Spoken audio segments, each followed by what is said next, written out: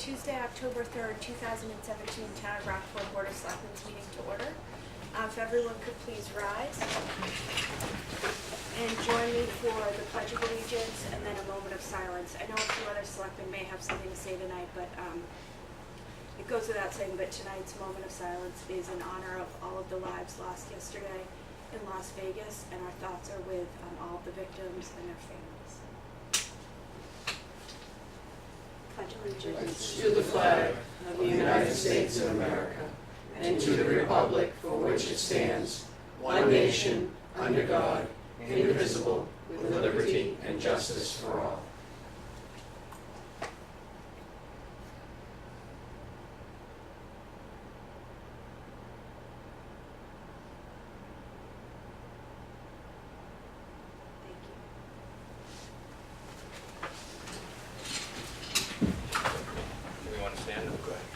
No,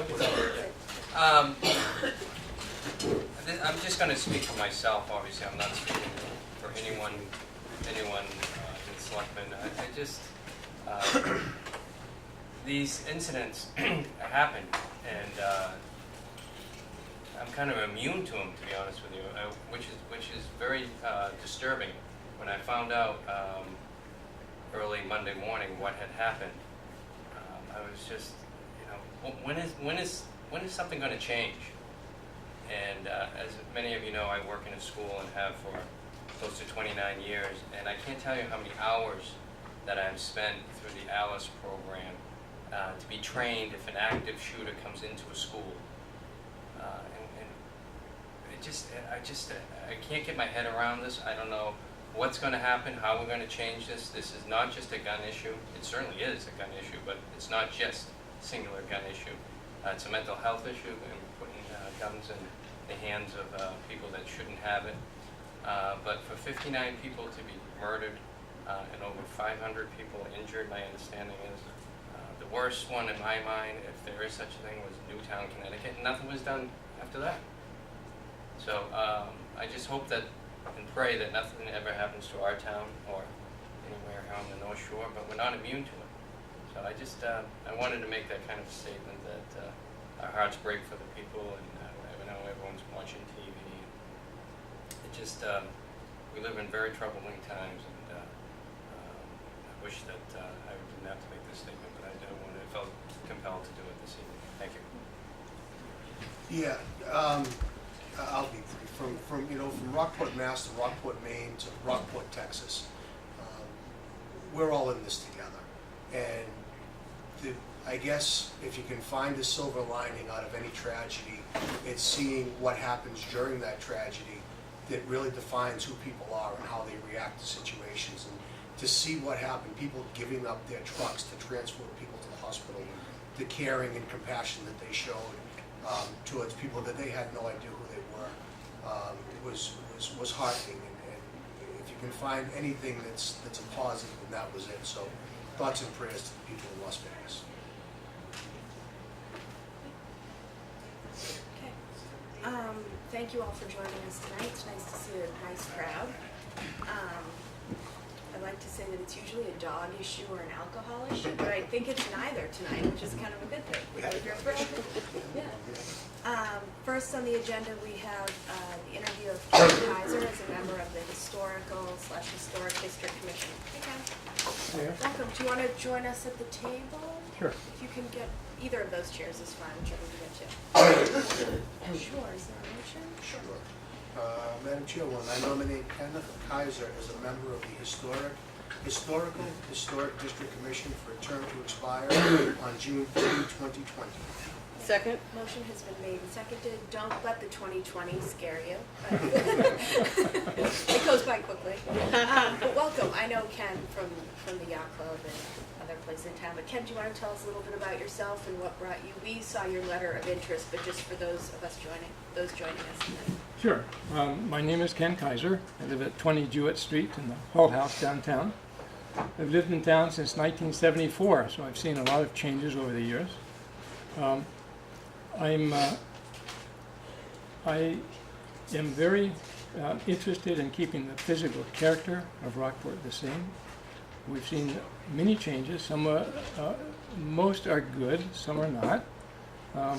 I'd like to make sure that, as to the extent we can, that we make sure that the changes are appropriate to the character of the town and are not over taxing on the owners of the property. I think sometimes it's possible that we've gone a little bit too far, but I'd like to think that I'm a bit of a moderating presence on the would be a bit of a moderating presence on the board, and looking very much forward to serving. I myself have come before the board a number of times for various projects we worked on at the Hull House downtown, and I think that the comments that I've received from the Historic District Commission have indeed made my projects better and helped improve the property.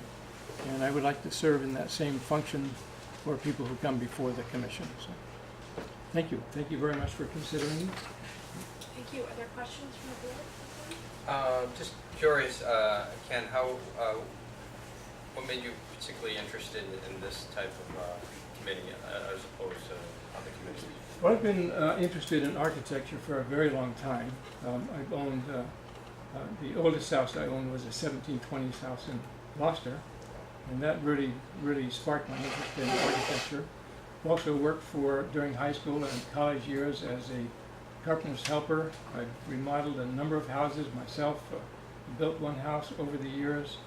Very, very interested in architecture, and as I said, I think I could bring some of this knowledge and experience to the commission.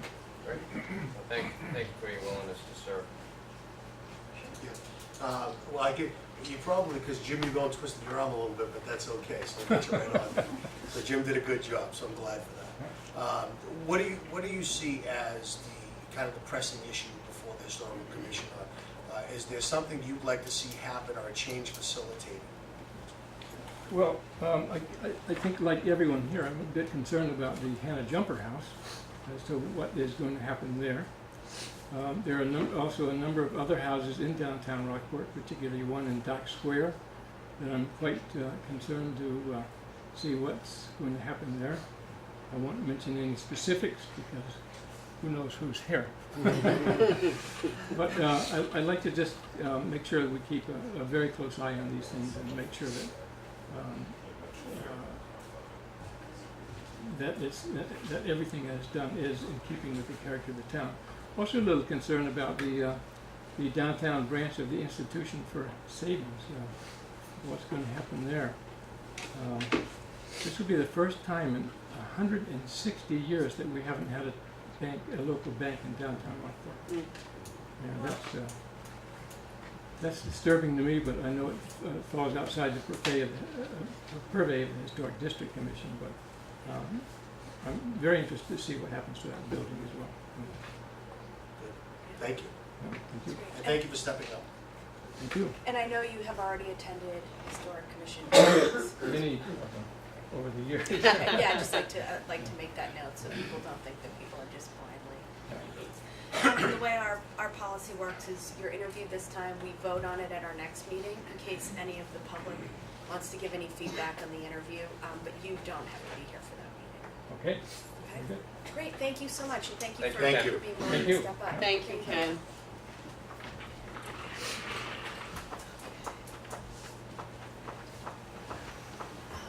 Next we have a public hearing. Is there Do a motion?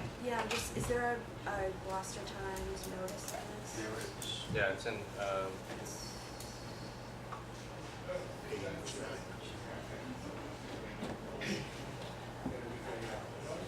There it is, perfect. Yes, is there a motion?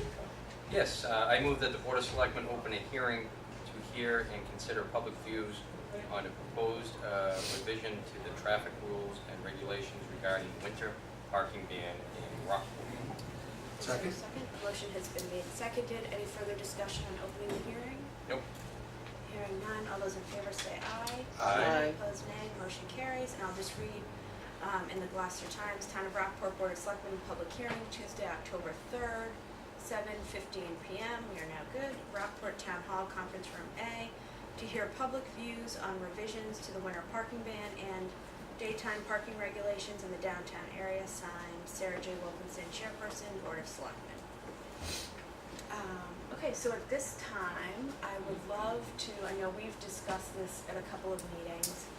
I would actually like this to be more time for the public to share their views if people have comments or concerns. I know that we got a note in our packets from the Traffic and Parking Committee that they don't yet have a recommendation on dealing with the daytime regulations. That's correct. We had a discussion about it, and when finally settled on the point that we need more time to actually research the options about what we can do. There's an enforcement issue with no meters, as far as timing goes. You mean no meters because of the kiosks? Oh, No, because during the winter, they're not enforced at all, and so timing is kind of questionable about how to handle it. Yeah. So I don't know if you guys, I mean, I think you've only met once. I started today researching what other local, like what other cities and towns around us do. I got a handful done and then I had to get back to work. Hate when that happens. I know, right?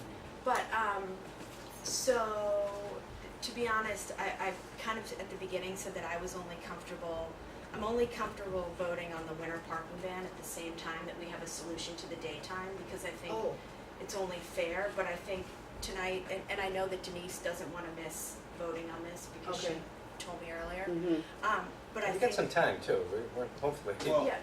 October, so, I mean, for the next meeting if we had to, but I think we should. We do, but the notification part of this, when do the tax bills come out?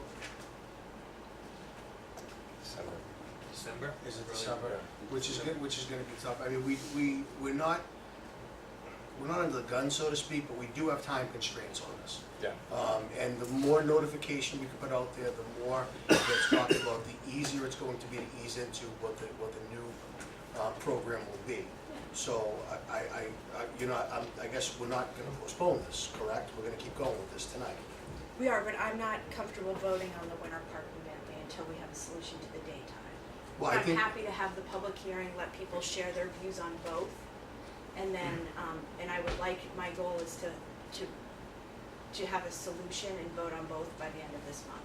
Because I think Next meeting? everyone in town needs a concrete policy voted on by this board by November 1st. So that way it could get in the tax bills When's our next meeting? and we could, The we have 2 more, don't we? Okay. I think we added another one in October. 17 and 24. Yeah. We have 2 more. well, I think we're gonna hear from people tonight, and I've actually had conversations with Peter Weber from the Chamber of Commerce and discussed in conjunction with a lot of the merchants and the feedback that he's gotten and what they've proposed, and that's really who this affects the most. And I think we have something that could work. So in light of that, perhaps if we still see a need to delay, which honestly I'd rather just wait and see what happens tonight and see what's talked about, see what everybody has to say. Everybody's input is critical, and then I think we should decide. But to decide we're going to delay before we've heard anything tonight, we may come out of this with something tonight that works for us. So if that happens, then let's move forward, not hastily, smartly, but again, let's see what happens tonight. That's fine. I just wanted to be upfront so that people weren't 100% expecting a vote at the end of this evening. I just want to be upfront with people. Do you want to hear from us? So, or no, a I couple prefer to of- actually hear from the public first, Sure, so we can that's talk fine. to Yeah, the that's other fine. people. Okay, sure, this one here. Could you just, I'm sorry, just to be upfront, if everyone could just state your name and address for the record before you speak. Yeah, I'm Carol Rowe, 8 Prospect Street. I'm having a little trouble hearing you, so I just wondered, were you saying we are not going to vote on anything tonight? We are, my suggestion was that this board not vote tonight, but take in everyone's thoughts, and then, but Dawn has suggested that maybe we do, so we're not 100% sure. But We may or may not, but the point of tonight's public hearing is for the public to share their thoughts on all of the proposals. Your role doesn't change. Right, so you are welcome. Would you like to give your thoughts now? Well, I was on the winter parking ban committee. I was one of the 4 volunteer residents on the winter parking ban committee. And we put in a great deal of work over 2 years on this. And I certainly would like to commend the police chief and our DPW for all the hours they put in too. But we talked to police chiefs and DPW people in Newburyport, Georgetown, Hamilton, Salem, Beverly, Gloucester, Manchester by the Sea, I mean, every town around us. And after several hours, we felt we had arrived at a feasible solution for this. In the last meeting, Joe Parisi came up with an implementation of it. So I was a little upset when this all got put over to the Traffic and Parking Committee, because I thought we were on a roll. Right, I think that your portion of it, which I commend and thank all of you for, your portion of it that your committee proposed to us seems to be a winner.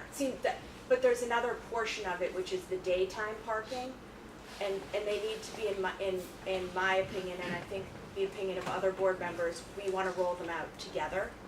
So Well, that was our that was one of the things two I separate- did come to. Right. I'm saying they're separate. Our charge was to find if it was feasible or not to do an alternative solution. And we found it was feasible for the town. What has happened is there's no change in the downtown parking during the day from any previous time. There is a change at night because we are now would be allowed to park just the way we do in the summer. The issue is that there's no parking meters to prevent people from sitting on a place downtown. I think that's a very legitimate concern. Right. But it's the purview of the Traffic and Parking Committee. It's Right. not the winter parking ban. Right, right. And part of Joe Parisi's solution to save the taxpayers' money was to put out a flyer with the next tax bill for water and sewer, I guess. Comes out in 3 or 4 weeks, and we were hoping to put a flyer in that with all the information. Yep. So I would hope we could vote those separately. The traffic and parking be taken care of by that committee, downtown parking. Okay, all right, Thank thanks. you. Others? Jim? Hi, Jim Ugoni, 33 Main Street, and what I hope to do is kind of take this big funnel and give you where I think we are now, and I say that in an informed way because we've been on the Winter Ban Parking Committee, and I do serve on the Traffic and Parking Committee, and I am a resident downtown, and I'm friends with all the businesses downtown, and so when I bring to you perhaps a succinct answer that will be the culmination of all of our combined efforts, and when I say that, I mean that the Winter Ban Parking Task Force was made up of not only the people who make the important decisions regarding safety in the town, including the chief of police, chief of DPW, but also the hands-on element with Bill Aspasy involved at every step of the way of how do we do this from a practical perspective. And what we came from that, and what we learned in the year of evaluation, is that everything does make sense, and I thank you for thanking us because we worked hard with it. But what has also come out of that is that there has been concern by business owners last year in a particular section of Main Street whereby the new rules actually manifested with people parking for longer periods of time in front of their stores. And it's a legitimate complaint, and we've had to deal with it, and we've had to be sensitive to both the needs of residents and business owners to come up with a solution. So I agree with you to pair these. I think it makes sense because you're hearing about complaints from business owners, and you need to recognize that and respect that. So I've also done quite a bit of work with the business owners, and particularly in the west end of Main Street, and there's a reason for that. There's only parking on one side of the street, and there's an abundance of residents, and it's a tighter part of the street. And so when cars park there for an inordinate period of time, it affects their commerce. And so what could be the solution that would allow you to consider voting tonight on that, whether you do or not? I appreciate you're going about it procedurally, but there may be enough information. And we do have representation from two important people who were part of the observations of that, the implications that happened last year with our new approach in that one-year trial. But the other piece of information that I wanted to give to you that was part of the answer from the Traffic and Parking Committee was a sample only of what we would be considering putting forward to people who live downtown particularly, because this is where the most impact is felt with trying to make some semblance of understanding of the needs of everybody involved. So I have a sample of that. I had given it to Chief Horvath and Joe and Linda prior to this. It just kind of came off the press. I was working on it right till 6:30. But I have it, and it's a nice sample for you to read to get a feeling for how strongly we're considering the needs of business owners, the police in their ability to enforce, the practicality from plowing from a DPW standpoint, safety of everyone, including pedestrians. So it's a really good letter. I think you'll enjoy it. But what I will say to you is that what I can tell you the answer to this, so because that's what you're looking for to bring all of this together to make a decision, is that the business owners downtown want the kiosks, I used to say meters, but our kiosks now, to be left in force until January 2nd. In that section of town from Shaylin Loop to Beach Street. But, okay, I'll just let you finish. That's the solution from a business owner standpoint. In that section of town. Katie's from a different section of town, but. Oh, so Main Street's the only section that counts, right? No, that section Okay, of Main Street. let's just finish your Yep. comments and looking like Katie. So that's where, that part, whether or not that spills over into the rest of downtown, I don't know. It's been a lot of work to gather the input from those who had the most complaints last year. Okay. And so was it your committee that worked? Because I found today the letter that we had gotten from like just under 20 business owners, and they're from everywhere from 2 Dock Square all the way up to 79 Main Street. So I would just be curious at some point to know, like, did your committee work with business people down there, or? So I had interviewed many of the business owners up from Harvey Park all the way up, and then we also got the input from people on the street from enforcement standpoint in terms of the police to recognize where there was a amount of spaces. I personally, and as a resident and as a person who understands all of the perspectives, would feel very comfortable telling you that the kiosk should be on through all of downtown until January 2nd. And do you understand why how that relates to the problem, why that would be a possible solution, or I can explain that. I fully understand that. Yep. Personally, I disagree with it, but I completely understand that it's one of the And I don't options. think the kiosks operate, I don't think we can operate when we went to. We can't. We talked to the chief. They do. They will operate to under 20 degrees Fahrenheit, under negative 20, according to the specifications. If you had wind and other things, maybe not so much, but I think they would operate in colder conditions.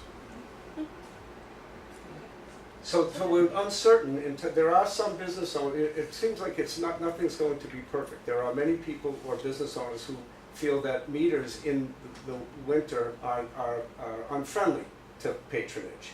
I know that there are even people like myself who aren't really, who would like to see the meters go away, but when you're really this deep into solving a problem, on balance, it may be the best solution for residents and others who seem to park for inordinate periods of time after their cars are allowed to be on streets overnight than to be left at meters all day.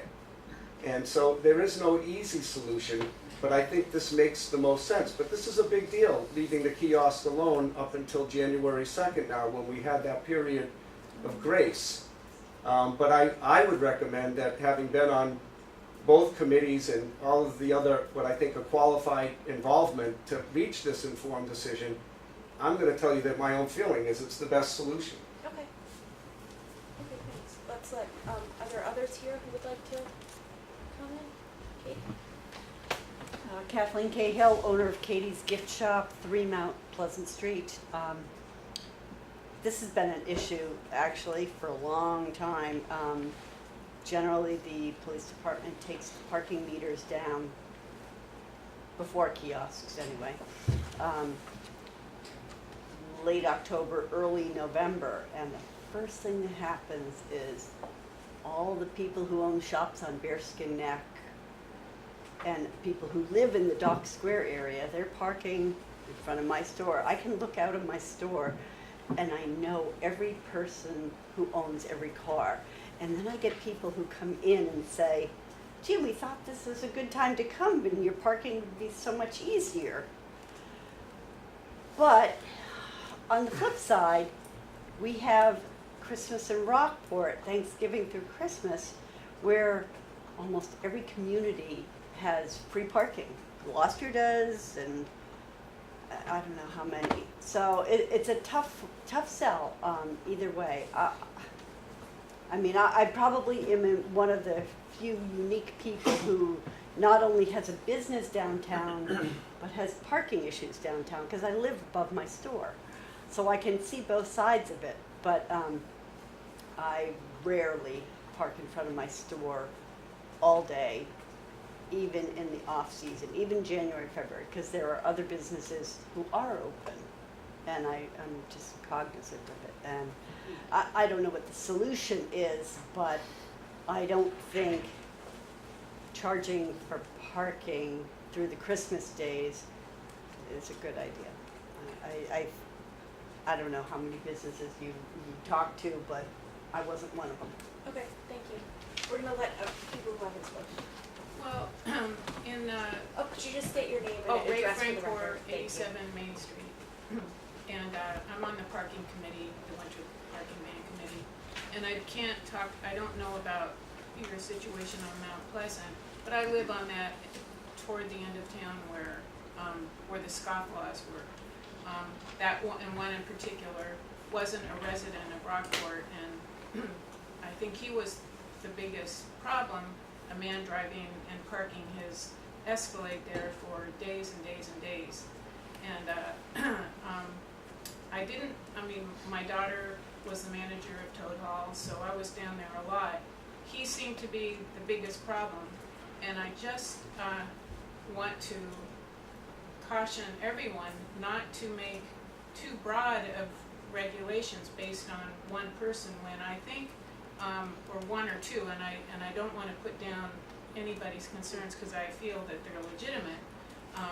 But I would like to also add the suggestion that more public education could really help this situation, and neighbors helping neighbors downtown would also help, because we had a pretty good start last year. I feel like we're working in the right direction, and another possibility to consider is just talking to each other, helping each other out, going to the people that have the car parked forever and explaining the situation, and I do believe that we can make a difference that way, and we should continue with our public education efforts. Thank you. Linda, did you? Yes, Madam Chair, as a matter of fact, the letter that Jim referred to was what the Traffic and Parking Committee decided to do.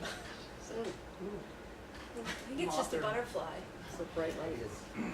Likes the lights. Decided to do while we were researching more to see if this would help. And this letter is to all the downtown residents, business owners, and landlords down there, and we're explaining the situation to them, asking them if they would be sensitive to the parking and move their cars after in the morning. So that's the letter that Jim was referring to, that we didn't actually tell you that yet, that we were going to, this was the first step to see if we could fix it without asking you to change the regulations.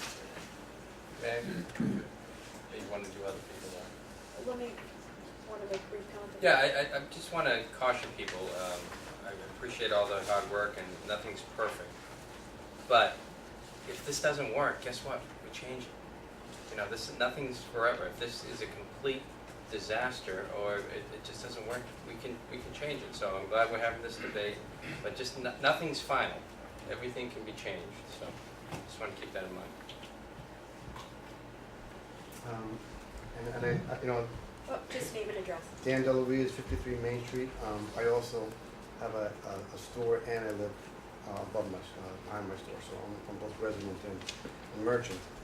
And I do experience a lot of what the concern is up there, so it's an ongoing concern. And even if there is a letter to the residents, and the residents do oblige us in that, what ends up happening, I think, is that we're going to leave that open again to another abuse by people who aren't residents.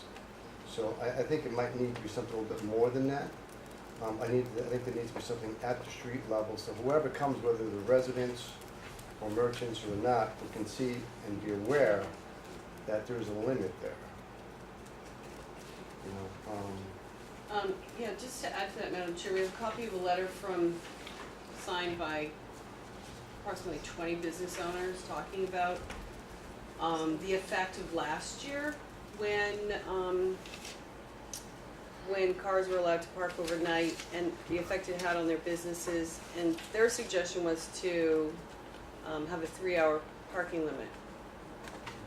So maybe something like that could be implemented. So whether you're from out of town or in town or downtown, living downtown or in Pigeon Resident. Cove, I mean, if it was a 3-hour parking limit, that applies to everyone.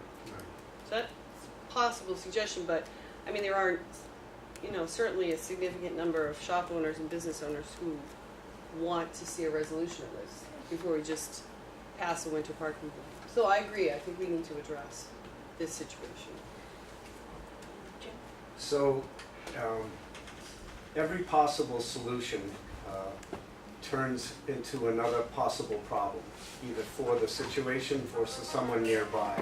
It's somewhat of a whack-a-mole situation. It's also like a Swiss watch in the sense that you turn one gear and several others turn. There are problems with that particular solution, and what I'm hoping to not do is that when I tell you that at each one of these commissions and boards or task force, every possible thing that you're thinking about, I believe, has been evaluated. And we've looked at it, and I don't mean to bore you, but I could tell you exactly the problem with that. When someone works in a store for 3 hours, now an employee has to leave to go move their car for 3 hours, and good luck trying to find another place, and they're out trying to find that spot. So each situation has pros and cons for the solution. That's why when I tell you, and even with Katie's perspective, you see the disparity of opinions from the people in commerce from one end of Main Street to the other, about the potentiality for keeping kiosks on until January 2nd. The reason why I think this approach makes sense is what we do know. What we do know is that last year was largely successful, with a couple of one-off situations that have a potential to be generalized to get worse. And to prevent that, one of the things that the business owners in that section of town are asking for is that the kiosks, the people who are saying that they have the problems, that the kiosks would be left on until January 2nd. Well, we didn't hear that though. I know, and so I don't know, which was my question to you. I've spoken to many of them. In fact, part of our solution at the Traffic and Parking Committee was, for me to identify the problems firsthand and be a representative to assess the depth of the problem this year. So if we implement this, the Traffic and Parking Committee is very sensitive to the need, the business owners at that end, and said that can we have representation there to get a real good street level understanding of the problem, which is where we left that meeting the other day. But I will tell you that I do believe, and I'm not sure what you would want, because I understand you want to hear that, and I commend you for that. I'm just frustrated because I need to know how to get that information to you, that the business owners in that side of town that brought that complaint forward would be appeased by having the kiosks available till January 2nd. I think most Mr. DeLuise and Ms. White are two representatives from the businesses in the heart of that problem that are here tonight. Right, I understand, I personally, I agree with you that that's one of the options. Besides that may be an option that business owners have. I personally have a problem with it. I've been on the Board of Selectmen for 10 years, I think it's 11 years now, that we have been able to advertise Christmas in Rockport and say, come to Rockport, do your shopping, enjoy the festivities, parking is free. So all of a sudden, it feels to me like we are slamming the door to say to people, oh, actually, now you have to pay, you know, whatever it is. And do I think that charging is going to keep people away? No, but it to me sends like just a horrible message of like all of a sudden so I just want to make sure that we are exploring all of our options before we're doing something that like personally it makes me cringe to like take that off of all the Christmas and Rockport stuff. I think to fix a problem, you need to identify the problem first. And the way it's been best identified to me by the people that I've spoken to is turnover, and the turnover of those spots downtown to facilitate more people coming in and allow more people to engage in commerce for the businesses downtown. So if we accept that as the problem, just for argument's sake, let's do that. How do we solve that? What are the options available to us to be able to do that? One of those is, and which I think is the right solution, is to extend the kiosk time. Now, if I'm going to get downtown and I'm going to buy something from Katie, or I'm going to go to an art gallery or whatever, personally, if I have to put $1 in a meter or pay $1 at a kiosk, it's not going to deter me and say, why is the town doing this to me? I completely disagree with that. I think it's something that is not unreasonable, and when you look at it in its overall solution, helps the people downtown, the people who've sent these letters in, because what they're saying is, we need those spots to turn over so people can come in and engage in business with us. That's what they're saying, and that's what I've heard. Now, if you've heard something different or anybody else has, this is the time to say it, and I'd love to hear it, because maybe we've misidentified the problem. So to me, if we can do that, and we can get the cooperation of the chief, and I know he's been very amenable to doing what he can to help out with this, as has Joe with the DPW crews and how they go about their plowing activities. The solution really isn't that difficult to find. To let the meters go until January 2nd is not, to me, is a good solution to the problem. It's where there really aren't any other viable solutions. And we have, as Jim has said, and everybody else, we've looked at this for 2 years. We've talked to people, we've talked to other towns, we've put the time and the research in. But at our last meeting, you said that you looked at this problem and felt that it was a 1 or 2 person problem, so it didn't have to be. I didn't say 1 or dealt 2 person. I said it was an area of town. It was that section of town from pretty much, I said at the time, from Toad Hall up to Beach Street. But the letter that we got has people from Dock Square all the way to the end of Beach Street. And the letter that we also got recently, that we all got now together, was from Suzanne White, from the paper Mermaid, and she was the one who was the most vocal last year. She's not people know that. She's that's Mary Fano's. I'm sorry, I apologize. White Seagull. Yeah. White Seagull, she owned a White Seagull. Which she's right in the heart of where these issues are concerned. Right. And that was what she proposed for that end of town, is that would do it. Now, I don't know if that works for Katie, if that's a viable solution for that end. But if you said the business owners come in and they park their vehicles. So if they do, if they turn over, that means more people can come and use your shop. I don't know what I'm missing here. Is that not what the issue is? Well, I'm sorry, I'm it's going to not go through the just chair. business owners, it's also, there were several residents of Dock Square who would park in front of my store, and when I mentioned to one of them, said, and this was before they could park on T Wharf overnight. So there's a kind of a 2 or 3 week section where they've taken the meters off, but you can't park on T Wharf overnight yet. That would help, I think, if when they take the parking meters off, usually end of October, early November, they allow parking on T Wharf. So there's like two, 3, traditionally. Last year was a little different, but where they couldn't park someplace 24/7. And then once winter parking was coming in, they could park on T Wharf. but they would park right in front of my store. And I actually mentioned to this couple once, and I said, you know, it's kind of not good for business here, you know. And so he moved, and then the next day he was parked in front of my store again, and he made a point of coming up to me and saying, I'm parked in front of your store again. I'm like, gee, thanks, you know, what a good neighbor you are. And I had know other we don't like to words. get involved back and forth, so I'll go through you on this. My question would be, then can we agree that the issue is turnover in spaces? It Because is that's what turnover I'm in hearing. spaces. I'm sorry? But you get this, when you look out and you see the same people, and I can tell you, so-and-so from this business, so-and-so from that business, so-and-so lives over here, so-and-so, and you look out and you know 9 out of 10 cars that are parked in front of your store, and you know they're not coming in to see you, you know, they're not coming in to shop, and they're parking someplace and walking into Dock Square or Bearskin Neck where there is not parking, and they're just too lazy to walk from T Wharf. But it's how we address that problem. We've identified the problem. Okay. Now we need to fix it. Yeah, we'll allow a few more cons then, we have a lot. Personally, I don't think it's up to the business owners to try to enforce parking one way or the other to go out and knock on someone's, you know, I agree. I don't think that's a comfortable position for you to have to be in. We need to implement a policy, Mhm. not for you guys to have to try to enforce something. Mhm. I'm curious, oh, I'm sorry. So, I just want to, check in with the parking task force, the winter ban parking task force.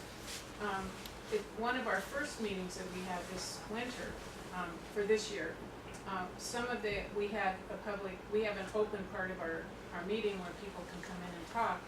And we had some of the businesses on that end of town, some of the merchants come in. And we talked about the kiosks. And they said they were happy with that solution. And that's in our minutes, and I mean, those were some of the most vocal people, and they were having the most trouble. And they're not here tonight. I think they still think that the kiosks are the right way to go. When you say the kiosks are the right way to go, keep them on until. Yeah, until after the Christmas, Till January 2nd. yeah. Did you talk about that at your meeting? Yep. Yeah. And as I said, we discussed the enforcement, no, that wasn't the keeping the kiosks on. What was it that you said, Chief, that? If we keep the kiosks on until January 2nd, we will need support in the form of additional enforcement, because right now we have parking control officers. We have one on during the week that works sporadically, one that covers the weekends, but that is set to end right around the beginning of November. So if we decide to carry it November and December, I will be looking for some support in the form of boots on the ground to be out there and enforce the parking, because if we don't have someone out there, people are gonna park and they're just gonna. Well, so Chief, here's a question. If we're gonna have to have parking enforcement out there anyway, could we do like they do in the city where they just enforce whatever the meter limit is, the hour limit is, but not the meters? Sarah, to be honest with you, I don't think that's ever been done in Rockport. I think it'd be a monumental task for one person to, if you set a 3-hour limit for cars, how is that one individual going to maintain a running knowledge of how long that car has been there? Chalking tires is not something that's readily done anymore. I think it's one or the other. And if I can, I'll just dial it back, and I'm not seeking to dismiss any of the concerns from the business owners and the residents because they live there. But at several of our meetings, we talked about trying to identify what the problem actually is. And last year, we're talking about one vehicle. And I know there's photographs of December 24th, the day before Christmas, but I have to make decisions on data. And no one was calling the police department last year, reporting these things, because we just don't have the calls coming in and we don't have officers responding because it wasn't an issue that was brought forward to us. Like or dislike social media, we can't have this type of issue in our town communicated through social media and think that the police department's going to act on it. The calls need to come into the police department. That needs to be the venue through which we receive information, analyze it, and address it and come up with a solution. We can't rely on social media. And I think that's part of what this issue is. Because it's put out through social media, folks think that the police are going to address it, and that's just not, it's not fair, and it's not a process that we want to start in Rockport for an accurate analysis and record keeping of these type of complaints. No, we got a letter from several business owners, and several of us have gotten calls. It's interesting because the DPW director and myself have never received the letter. We've never even seen the letter. Well, people like to complain to us in general. Well, you know, if I can say something, Dan Just Doty, be 53. thankful. It's hard to make a complaint to the police officer when there's no law in the books that's actually being broken. So there's no way to make a complaint and say, there's something wrong being done here. There's a 72-hour time limit in the traffic and parking regulations, so there is a 72-hour time limit. Yep, It's but- just not something that's enforced unless there's a complaint made, because Right. it's just People impossible probably for don't even- police Right, officers to go out there. but the and- issue is that within 24 hours. And so if they move the car every 24 hours, we Right. have the same issue and they're still not breaking the law. So we get really no leg to stand on to say, hey, listen, there's an issue, to go to a law enforcement officer. But if there's something on the books that puts it, then that gives us some option to work with. Suzanne White, the White Seagull Gallery at 59 Main. I would like to see the meters or kiosks enforced all over town for, till January 2nd, because I think a lot of people on Bearskin Neck are losing business and they don't know why. They don't see what we're looking at on Main Street and in Dock Square and Mount Pleasant and School. They're just there going, why aren't there any people here? So I would like everybody to get business, like it should be all over. I'm concerned that, and I know there's a lot of business owners here in Bearskin Neck and Main Street. If we eliminate the Christmas and Rockport time and the free parking, how is that going to affect your businesses? Well, like you were saying, I mean, Is there any way to gauge that? well, I think it's been evident that the Christmas in Rockport, as wonderful as that sounds, free parking doesn't benefit the merchants because it benefits the town, the residents who are parking there overnight, and then buyers and patrons come in and they just circle around trying to figure out a way to park, and they leave and they go someplace else where they can actually park. So it actually kind of hurts us, I think. I'm not sure if everybody feels that same way, but it is an issue, so it doesn't really, as much as that sounds wonderful, in actuality, the reality is it's not allowing these people to So stop if we and shop. eliminated the free parking from Thanksgiving to New Year's, you don't think, your personal opinion, I know it's tough to judge, you don't think it would have a catastrophic? No, actually, I think it would actually help us. Okay. I mean, yeah, that's what I thought it would be the other way around. Right. Just a few more, and then we do Just- move on, because thank you there so are much. shockingly people here for other things Yeah. tonight. I just want to give you an email that I received yesterday. It says, Jim, here is what I understand to be the specific concerns about parking as expressed by those on this end of Main Street, West End.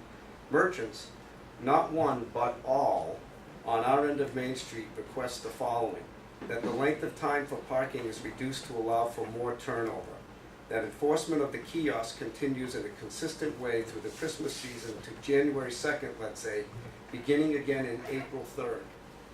And then the last comment's about beach parking, what I just don't think we can get into. Let's just Thanks for leave your that effort on there. behalf of the town. I'm glad that the needs of merchants will be included within the competing needs of the various groups that exist. Best Stephen Law, who took it upon himself to get the information from every business owner on that end of town. So this is what I'm saying, I'm not sure what else we need to get from that end, and I understand Katie's concerns about hers, but I'm still not quite sure. Now, I think you're understanding deeply the frustrations of what the solutions can be. I've So been frustrated for 36 years. and we're here to help you with everything. I know the selectmen are here to try to figure it out, and this is a good time to think about it. May I say something? I don't think I mean, I understand what was a new problem on Main Street. This has been a problem in Dock Square in my end of town for a long time. And we just kind of grin and bear it for a length of time. I don't think charging for parking through Christmas is a good idea in general, especially when every other community is offering free Christmas parking. Businesses can say, I'll pay for your parking if we want to. And I'd be willing to throw in a couple bucks and buy something, so maybe it would still work. I do have one suggestion for that, I mean, because it really seems like we all agree with the problem is, it's just that we don't want the solution to be paid parking. Because you can still put signs up there limiting the parking, people do, I mean, the signs all over different towns that limit the parking. There's no meters there, you don't have to pay for it, it just says it's limited. And, you know, maybe when we put up those Christmas poles, if there is a sign on each pole that says that parking is limited to 2 or 3 hours, wherever it is, you know, it gives the people that come to town, makes them aware that they have to, it's limited time, and then the residents as well. I mean, I was in Manchester the other night, and it says 8 a.m. to 6 p.m. 1 hour parking, and there was no meter, and I don't know if it's being, I don't know if somebody's. Yeah, and that might not work. You know, it may or may not be enforced, but I'll tell you that I wasn't gonna park there for more than an hour. Right. So, yeah, that's an interesting point as well. Okay, one more, and then we do have to move on. And there was If people know That was, yeah, that was a suggestion. if people know that it's not gonna be enforced, it won't matter. And only the people who come to visit will leave after 3 hours, but the people who have been parking for days and weeks and months, they'll just keep doing it. But that will give us an option to Yeah. actually call and say, listen, this guy's been parking here for a long time. This guy's Now this it's a person. policy. Now we have something to work with. Right. Yeah, that's excellent. Okay, are there any further comments from the board before we close the public hearing portion? So are you, I guess my question would be, are we looking now to, you're looking to not do anything right now, is that right? Or do you want to, because the recommendation of the Traffic and Parking Committee was to pass the winter parking ban changes and to stave off on whatever remedies might be present. So are we not doing that? Is that what I'm hearing? Yeah, I'd prefer to wait and try to, I'm happy to go around and, this weekend I can try to hit all these shops that were on the letter and try to talk to people. Just put it on our next agenda again. I mean, people don't have to come in again if they, you know, I understand. Yeah, but weren't they invited to come here? Yeah, no, I just Right. mean they don't have to come to Yeah. our next meeting, but we can discuss it. You shouldn't have to go. They had the opportunity to come here to speak. I know, but I just. And the other point of this whole thing is that, you know, again, as Jim said earlier, you know, what we did was, it's kind of a moving target. And we can make a change and have good intentions, and we've gotten some good input, and we can make that change, but that doesn't mean it can't be changed again. But I guess my question would be procedural, and maybe perhaps you or maybe Linda would know. But by having the parking regulations open tonight, that's when we're able to make a change to them. Is that correct? No, It's this not. is a hearing. It's just the hearing, because I thought by the notice that gave us the ability to change something, to vote on a change. Well, Is you that can not it? always do that, Oh, but no. you- But I after thought a it had to hearing. be within the context of an open hearing. No, you just need a hearing first. The It's hearing was actually, up. it's And then we can actually make those more- changes any other It's time. more common that we have a public hearing one Okay. meeting and then an action item Okay. another. Okay. It is, because then the people who weren't here who might see it on television might contact us with some additional Right. comments. Right. Or we may come up with other information Right. ourselves. Okay. Right. Good. So next meeting is the plan to have it on an action item, 17. and the Red Sox are in the. They're all day games this week. That's good. No, it's not. We gotta get through Houston first.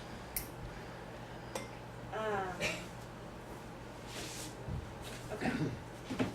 So we will discuss again, and I know that it's important to Denise to be here for that discussion as well. She felt bad she couldn't be here tonight. Not to beat this to it doesn't have any more sense. Mhm. We're not gonna hold another public hearing. That's done. No. Yeah. It'll be an action item Yes, but just at our for next us. meeting, we will of course have a public comment where people are more than welcome to comment on this as well. Comment before Comment we. Before we, Okay, exactly. perfect. Yep, Yes, okay. so people will Yep. have, if anyone comes up with anything. Yep. Okay? It's been advertised. Yes. Is there a motion to close the public hearing? Yes, I move that the Board of Selectmen close the public hearing. Is there a second? Second. Motion has been made and seconded. Any further discussion? Hearing none. All those in favor say aye. Aye. Opposed, nay. Motion carries. Okay, well, next, surprisingly, the public comment period. Would anyone like to speak about anything else? Toby? Toby, you didn't speak during the public hearing. No, I didn't. I don't drive a car or know anything about it. Isn't that a mercy? Toby Arsenian, Usually pretty vocal. Toby Arsenian, 95 Granite Street. I called the assessor's office today and inquired how much the Rockport National Bank building, now property, or until recently property of the Institution for Savings, was assessed at. And the figure for the last fiscal year, 17, is $942,900. That's the valuation. And last year they paid $10,635.91 in taxes. And that now belongs to the Shaolin Lu and is hence exempt from taxes. And all of us who pay taxes on our property are going to be paying additionally to make up the difference. That's the way such things work. It's over 2 years ago I spoke to your board about the advisability of looking into payments in lieu of taxes. In Boston and Cambridge, where vast areas of those cities are owned by hospitals and universities, they ask the charitable institutions to pay in. You can't force them to do so. You may be able to shame them into doing so because they publish all of the statistics in the papers.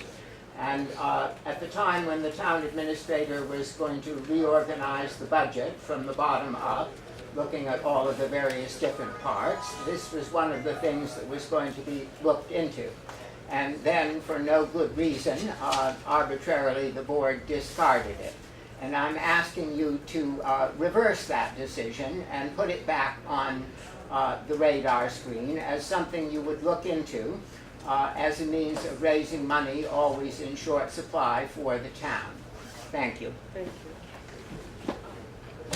Just to answer Toby, I was on the board at the time, and I wouldn't say it was no good reason. I would say that at the time, the board disagreed with your position, and at the time, we felt that the benefits provided by the current not-for-profit organizations, that the benefits far outweighed any payment in lieu of taxes. That doesn't mean that this board couldn't, if this board decided, I mean, I actually do think it may change the game a little if this not-for-profit has purchased a close to $1 million building. I think it's probably worth looking into.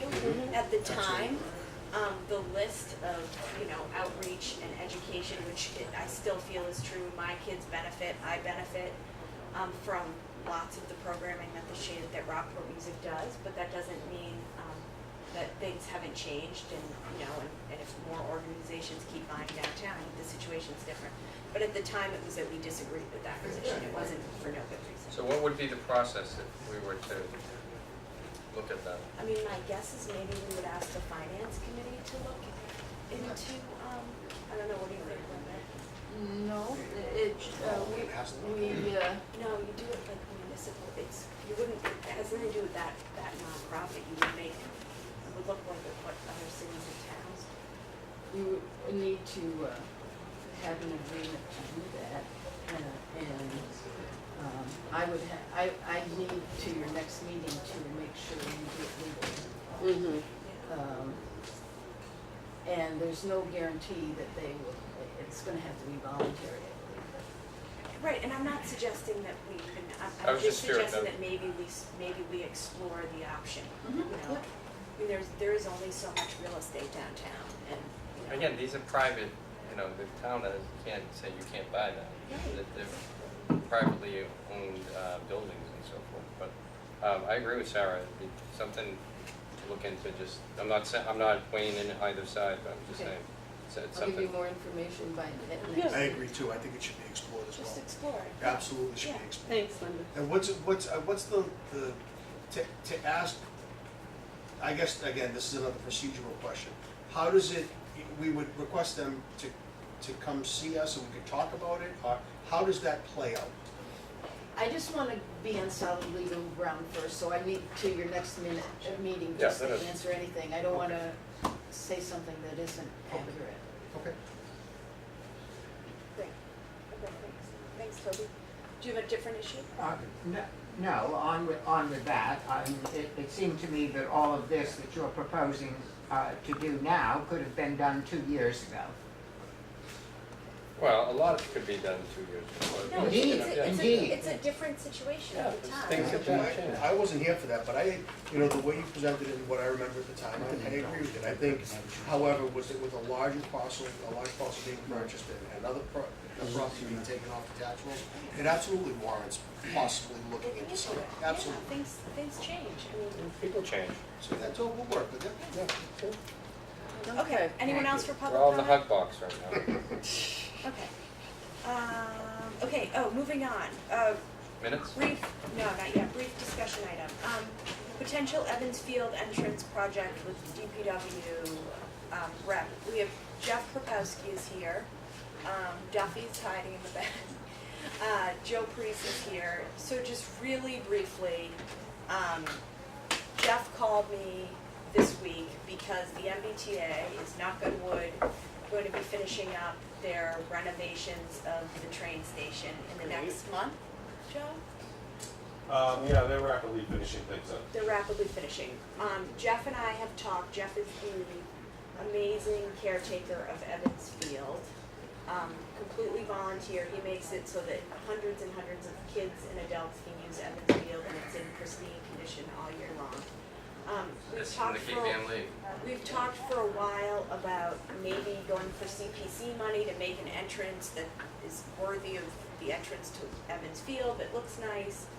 And then, because this latest MBTA project has kind of happened quickly and they're wrapping up quickly, we thought maybe there's a chance to make something happen. And then Jeff met with, a few meetings have happened this week, and we just don't want to let the opportunity pass if there's a chance to kind of dovetail on the MBTA's work and have our own DPW make some kind of entrance. So I don't know if Joe or Duffy who want what I something can like speak a little bit about it. Great. I think the basic concept that the MBTA put out, probably when it actually goes back to their original plans for a larger project, they have the hush hut and all of that in their plans, had a ramp and stairs adjacent to each other leading into Evans Field in the very corner where the entrance is now. The entrance that is there now is actually not on town property. It's on property that is part of the Ace Hardware. So, what we would do is want to see, certainly be supporting an entrance that leads into Evans Field directly from the parking lot of the train station, but that also is not town property at that location. So there's some bit of an easement, or at least some agreement to allow the town to construct that. I mean, it seems like the MBTA was willing to construct it as part of their plan set a while back. But certainly if they're not going to do it, I think the town should move forward, and we're certainly in support of doing that. There is some complexity to it, I won't lie. The stairs and the ramps and meeting all the requirements, I think requires some bit of concrete work, some form work, and some granite facing. And I think we need a little bit of time to see how we can put that together, and probably money for materials and some labor, I would imagine. But I think a combination of efforts can get something accomplished. I don't think we have to sort of wait or try to get it done while the construction's still going on. That will be completed, and then we will go in after that. We don't want to get in their way anyway. So, we'll make sure that we have a good, solid plan and try to implement that and see what kind of costs would be associated with the project. Where exactly are we talking about? Confused. The One entrance? behind home plate. Oh, okay, but that would be the entrance, okay. Yeah, Correct. yeah. So Duffy and Jeff, does this make sense to you? Yeah, I get it. Jeff is. You can just get it, you can have this. So they basically took, when the MBTA did those, did they get 60% or 90%? Well, back in the first set, I mean, they came a ways. I don't know exactly what percentage, Yeah, but they. they had really good plans made, and then of course they backtracked and ended up not doing much of any of it, but we might as well take advantage of it. And we need a good safe entrance. We need a good safe Yeah, entrance. explain. It's horribly unsafe now. It has been. It looks, it looks horrible. The field is beautiful. Visitors come from out of town all week, every weekend, and kids are like winding behind cars, behind the crane. It just. Jeff, do you want to say anything? No, I'm just glad that, you know, something's gonna happen, because it'll be just a big improvement to everything that's gonna be happening down there in the next month or two, Yeah. so. Yeah, I mean, the other thing is we don't want the MBTA to finish and have it look really nice and have our entrance still look, you know what I mean? Yeah, And I have like this everyone how it look was like that. parallel to the line there. On another issue regarding this, Yeah. the crane's not going anywhere, right? No, but we need to Okay. discuss the crane, Yeah. because it's like.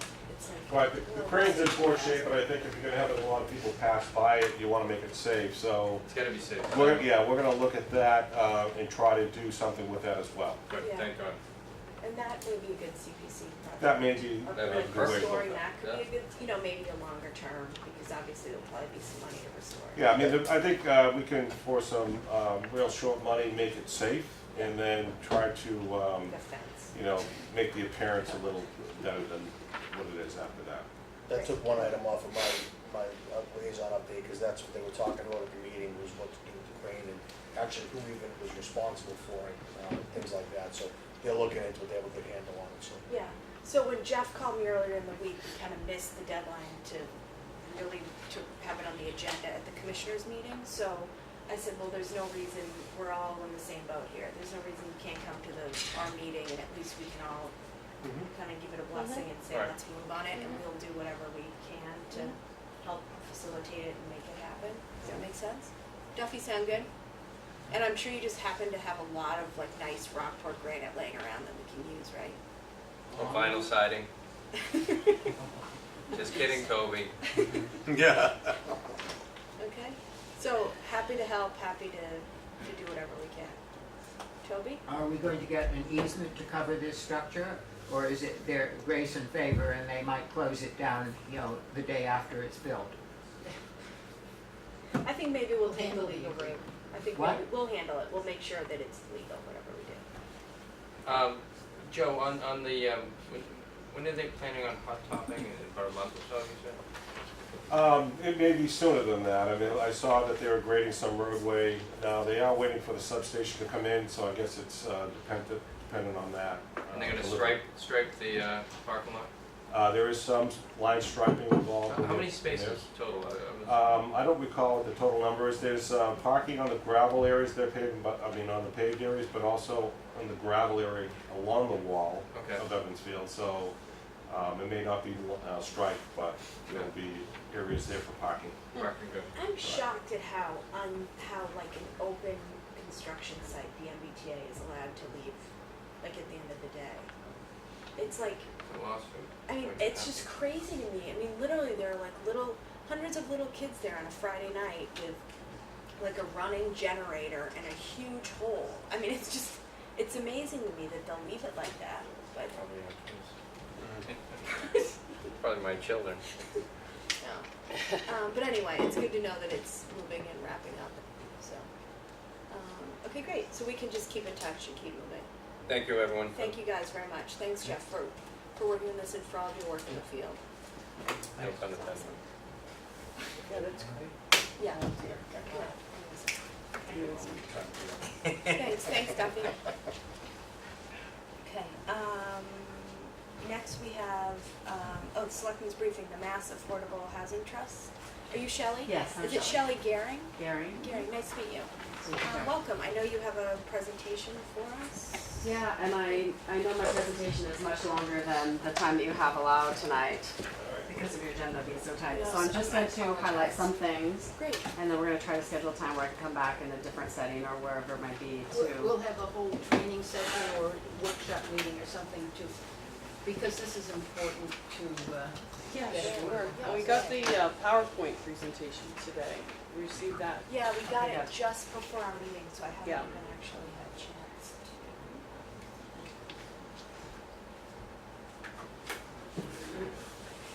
So that's what we have. These lights are like. They're very bright. Yeah, I'm gonna Is it possible to do it slide by slide or no? not They the- came through as a PDF, not as slides. So it's just that. Because of the. Oh. Oh, they dim? Oh, we should keep them. So I have 10 hard copies if anyone wants a hard copy. I do. Oh, Okay. maybe you could just, yeah, we have them on our, I'll just pass them around. iPads. Thank you. Sure. So if you're not I know, but usually with PDFs it will go side to side, but I guess not this one is the problem. Okay, yeah, that'd be great. Okay, so my name is Shelley Garing and I work at the Mass Housing Partnership. We are based in Boston, but we work statewide, and I'm a part of the community assistance team. We spend a lot of time out in communities doing trainings like this. I'm just going to briefly say that MHP is a quasi-state agency. We are self-funded, so we're not in the state budget. We are very much focused on increasing the amount of affordable housing, diverse housing options all across the state in every community. But we focus on four different legs or buckets. And one is lending. We do an extensive amount of lending for housing construction. So we've lent out over $1 billion. That's helped support 22,000 units of housing. And our niche is really focused on family rental housing. We have the One Mortgage program. It's the most affordable mortgage for folks earning up to 100% of the area median income. It's a mortgage that's received through traditional lenders, but MHP manages the back of the house because there is money that MHP puts into an account so that borrowers don't have to pay private mortgage insurance. So this account can be accessed by the lender. If someone were to default, the default rate is very low. But without paying private mortgage insurance, then people can afford a little bit more house, which is important, and especially in tight housing markets like ours. And then my department is community assistance. And the fourth is something new, a Center for Housing Data. We have a couple staff that are focused on collecting good quality data around the housing issues in Massachusetts. Collecting that data, analyzing it, and then using it not just with our organization but across the state to create good, solid housing policy in the state. Next one. So our department, community assistance, is really about helping to build local capacity to support affordable housing in communities. So we help with developing leadership in local communities, providing technical assistance for communities that have municipal land that they're interested in putting housing on. You can go down. And we do a lot of different trainings. I'm just going to slide through this, but we do a lot of different trainings for different topics, and we do technical assistance for a variety of different ways of communities. You keep going down. And just keep going down. So I first wanted to just go through a few slides around some trends in the state. So we like to help communities see not just your community, but also regionally and statewide, some of the issues that are contributing to the high cost of housing in Massachusetts. So one is that we are allowing less and less production. The last few decades, the amount of building permits has declined across the state, and yet demand has stayed very high. And so of course, if demand is high and supply is not meeting that, then prices go up. So that's one of the things that's contributing to the cost of housing in our state, is that we're just not allowing the development, the construction. Next one. Another is that over the last several decades, communities have required larger and larger parcels of land for one unit of housing, so we've downzoned in our communities. And so of course that makes it more expensive to build. So in this slide you can see that in Greater Boston, the median lot size, so this is included in Greater Boston, the median lot size is half an acre. And when you compare that to other parts of the country, we require a lot of land per house. And then the average lot size in the Greater Boston area is an acre. And this is Foxborough. So if you were to take this football field, take away the end zones, it's about like 90% of what's left is about an acre. So that's the average lot size. It's very large. Tom Brady's not going to like where that house is, I know for a fact. That's not going to work well for him. But his house is probably about that size. Yeah, right? So the next slide. And so I just want to bring your attention, if you go up just a little bit, to the boxes on the below. So you'll see that our ownership vacancy rate in Massachusetts is only 1.3%. That's extremely low. So there's very little that's available at any given time. And then our rental vacancy rate is about 4%. This is statewide, and it is from 2014. So in some communities, these numbers are higher, some might be lower. But when I just Googled to see what economists think is a good rental vacancy rate, it's more in the 6 to 7 range. And in some of our communities, it's significantly lower because some communities have very little rental housing to begin with. So those are both low, which is another indicator of our housing costs. this just gives you a picture of where we are around the country. So for home prices, so to buy, we're the 4th most expensive in the country, and for rental rates, we're the 9th most expensive. I think this is 2014 numbers as well. So we're very, very expensive around the state. Keep going. And just something to keep in mind is that we all our communities are experiencing changing demographics. We have baby boomers who are retiring. Many of them may want to downsize, and a lot of our communities don't have the kind of housing that they can downsize in. And then we're needing to replace those workers with younger folks. And where are these people going to live in the next slide? And all across the state and really across the country, household size is decreasing in the country and in Massachusetts and probably in your community. So it just means that for not even considering growth, for the same number of people, we'll need more units of housing because the household size is decreasing. So down. So a trust. So you've just created a trust. You have not appointed trustees yet, is that correct? No. No. Okay, so a municipal affordable housing trust, this statute was passed in 2006 to make it easier for communities to create an affordable housing trust to help address some of the housing goals in the community. We have over 100 around the state right now. Most are in CPA communities that have passed the Community Preservation Act, but not all of them. Keep going. So trust is a public entity. It's created locally, as you know, and the goal is to create and preserve affordable housing. It's led by a board of trustees, which you will appoint. Next. It's interesting, because sorry to interrupt. Go ahead. Most are still where there are CPA communities, even though the CPA match is like almost non-existent at this point. Well, because there's still local funds and There's there still has to local- be money that yeah. goes to housing. Yeah, so it's a good sign. And I a guess. trust can be, I mean, for most trusts, the CPA is the biggest source of funding, for Yeah. most trusts. Not every, some have other sources, but for most, Yeah. it's CPA funds. Yeah, so it's still a positive thing. Absolutely, Still. and there are more just in the last year, there are about 4 communities in Massachusetts that have created trusts. So it's still happening. So trusts can actively engage in addressing affordable housing needs. They can help you kind of support or control housing, at least affordable housing in the community, and how you move forward with that. Trusts can engage in real estate activities, so they can buy property or buy housing and sell, and then they can make timely decisions with the real estate market. So a challenge with the CPC is that the CPC has to go to town meeting, and that's once or twice a year. So with the real estate market, if something comes up, then it's hard to respond. So a trust can be a little bit more nimble if the trust has the funds. And the trust can also accumulate funds from a variety of sources. So it's kind of like a nonprofit in that way, that other sources could come up, private sources, but also other potential sources in the town. Around the state, there are a variety of things that trusts have done. They've helped to grant funds for, I don't want to put my back to anyone, so it's kind of challenging here, but they've helped grant funds to housing development. So here in Rockport, you have Harbor Lights development that's in front of the community, so that funding is coming from the CPC potentially. It could come through the trust in the future. Some have acquired land. They've helped to support rental assistance programs. They've helped with some pre-development costs if there's some possible land for development. Many have supported Habitat for Humanities for small-scale housing development. And they've also helped with housing plans and housing and staff, or staff that supports their work. You can go down.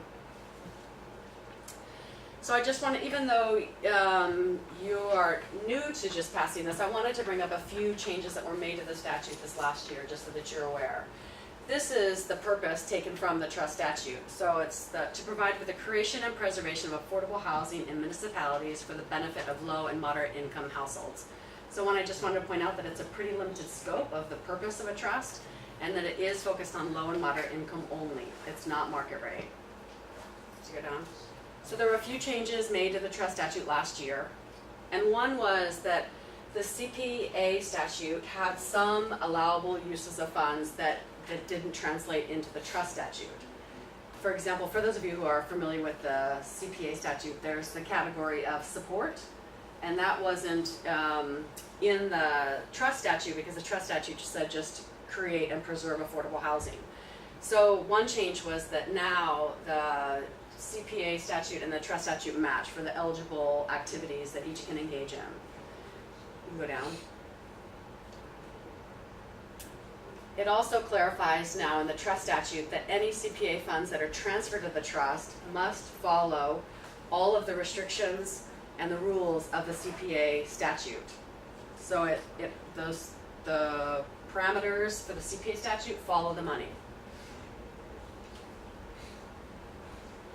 A third is that it now specifies that trusts must report back to the CPC how they're spending CPA funds, and this is to be done on an annual basis. So your local CPC has to report to the Department of Revenue every year. The report is due on September 15th. And this is part of receiving the match, is that the community has to be reporting how they're spending funds. In the past, sometimes funds would be transferred to the trust, and the trust wouldn't always report back to the CPC how they were spending it. And so it was difficult for all of us to know exactly how the housing money was being spent. So now every year, the trust has to report back how they're spending, allocating CPA funds, so that it can be put into the DOR CP3 report, so that we can all access that. So one of the differences between this and the LHA is that it's under the control of the municipality rather than the state. An LHA, Local housing authority.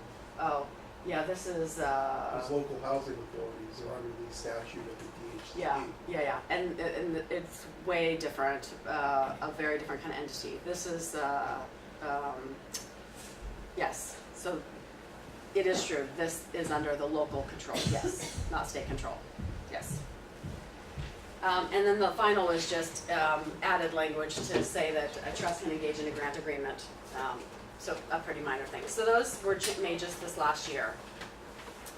Okay, so to move forward, you have done the first step. You've submitted you've voted to adopt a trust. I'm assuming that you sent it to the AG's office, the Housing Trust bylaw to the AG's office. They have 90 days to respond. If they don't, then it's... They did. They did? However, there was a little mistake. The motion was made modified in the slides and at the town meeting floor, and the town clerk didn't catch it. So we have to send those corrections back, and those corrections were all in the membership. So part of it's going back. Interesting. Okay, next slide. So step 2. Establish a board of trustees. So the statute says a minimum of 5 members. It needs to include chief executive or a member of the select board. The terms are up to 2 years. The board then elects their officers. A couple things. One is we suggest that for trustees that you could put together some sort of binder that has a space where everything can be kept from the trust statute, where people can easily access it. Your bylaw, when you do a housing needs analysis, some stuff about open meeting, conflict of law, it could be agendas, minutes, anything like that. I'm just gonna pass around a little bit. We would suggest that you have something like that so that trustees can keep stuff together. And in terms of finding trustees, it's important to have people on the trust that have some understanding of housing, affordable housing, development, real estate. Some people that have some expertise to help move things forward. It's great if people are staunch supporters of affordable housing, but you also need some expertise. So one thing is you could also ask some of the housing organizations in your community that are active in your community, like Harbor Light, and if there's a Habitat or whatever other agencies you have, they might be able to recommend residents who are knowledgeable or work in the field in some way, just some ideas for you as you're thinking about trustees. And then there's recording the Declaration of Trust. This is to establish the board's authority, rules, and regulations. This is needed if you're going to be acquiring interest in real property. So it'll be filed at the Registry of Deeds. Step 4, set up a trust fund account. So it's common to create a municipal account through the municipal treasurer. One thing that's a little bit different is that any funds at the end of the year that are in the trust account remain the property of the trust. It does not revert back to the town. And one thing that's important when you're starting out is to figure out a way to be tracking different revenue sources. So if you're going to have multiple potential revenue sources in your trust, you want some way to distinguish the different sources. They may have different requirements about how they're spent. For example, CPA funds have different requirements than if you have inclusionary payout provision. So you just need to have some accounting strategy to keep those separate. We suggest strongly that you are transparent in how your trust works, that you set this up from the beginning. I want to commend this community actually for being very transparent with your CPC site. You put your financials, your CPC financials on your website. It's easy to understand how the community is spending those local tax dollars. We would suggest similar kind of transparency with the trust so that people know what the trust is doing. We would suggest that trustees have open conversation all year long with the Board of Selectmen, with the Finance Committee, with the CPC. It's surprising how many communities just don't talk across different groups, and we really would strongly suggest that you start up a good pattern from the beginning of communicating. 6, I was on your website trying to see if you have a housing needs analysis, a current one, or a housing production plan, and it doesn't look like you have a current one. No, I'm halfway through drafting an RFP for housing needs assessment. Okay, good. So we would always say that there should be some current data to get started with housing. That housing, affordable housing, can be very controversial. It brings up a lot of different things for a lot of people. Data doesn't convince everyone, but at least you have backup when you're moving forward with certain plans, when you're supporting different projects or developments or programs. And then if you understand the needs of what's going on in your community, and it's not just hearsay or that you know someone, but where you have a really good broad picture, then it can help you to focus your resources and focus your attention to really be meeting the most critical needs that are in the community. So then we would suggest that part of that, the needs analysis, could then move into setting some priorities that the trust can set for itself to decide what the trust is going to be working on. Some trusts create benchmarks. For example, Somerville has determined that they want a certain portion of their funds to go towards very low income people. So it's something like 30% of their funds to go towards people earning under 50% of the area median income. It's just something that they've set for themselves to make sure that they're meeting a broad range of incomes and not just targeting the higher end of kind of low moderate income. So that's just something that they've set for themselves, but it also sends a message to people who would be applying for funds that they have a particular interest in making sure that they're funding very low income people. You don't have to do that, it's something you can do. This is an example of Grafton's mission statement, so we would suggest that the trust have some sort of mission statement to be telling the community what they're focused on, what their work is about, just for transparency and also to help focus the work of the trust. This is just an example I took off the website. And then Manchester by the Sea created this chart where sometimes in communities there's a concern of who does what. And so they put together some of their housing strategies. They broke it up by capacity building, zoning, development, and then they did short-term years 1 and 2, years 3 and 5. And then on the far right, they did the lead organization. So it just was a part of their conversation about who's doing what. First of all, what are our strategies? And then 2, who's doing what? And other communities have done something similar. It could also include the housing authority. It could potentially include nonprofit organizations doing work in the community. It just depends on what your strategies are. But this can be helpful, again, to have some sort of process in the community around who's doing what are our strategies, how are we moving forward. And then you want to talk about a budget, and of course it's really hard to start out a brand new entity talking about a budget, but you want to think through where will your income come from. You start with estimates, you can further prioritize based on your income as the funds come in, and then again, and I'm going to say it multiple times, to track your income and your spending to make sure that you're following any kind of restrictions or parameters for any kind of money that comes in, like CPA. In the bottom left, this just shows you that in Cambridge, they automatically transfer. It's not automatic. They have a hearing every year to talk about what percentage is going to go to housing. But every year that they've had CPA, they've transferred, and a trust, they've transferred 80% of their CPA funds every year to the trust. And then the trust acts as the housing entity, as the community housing distributor in the community. Somerville is doing 45% of their CPA funds each year to their trust. So both of those communities are using the trust to implement housing.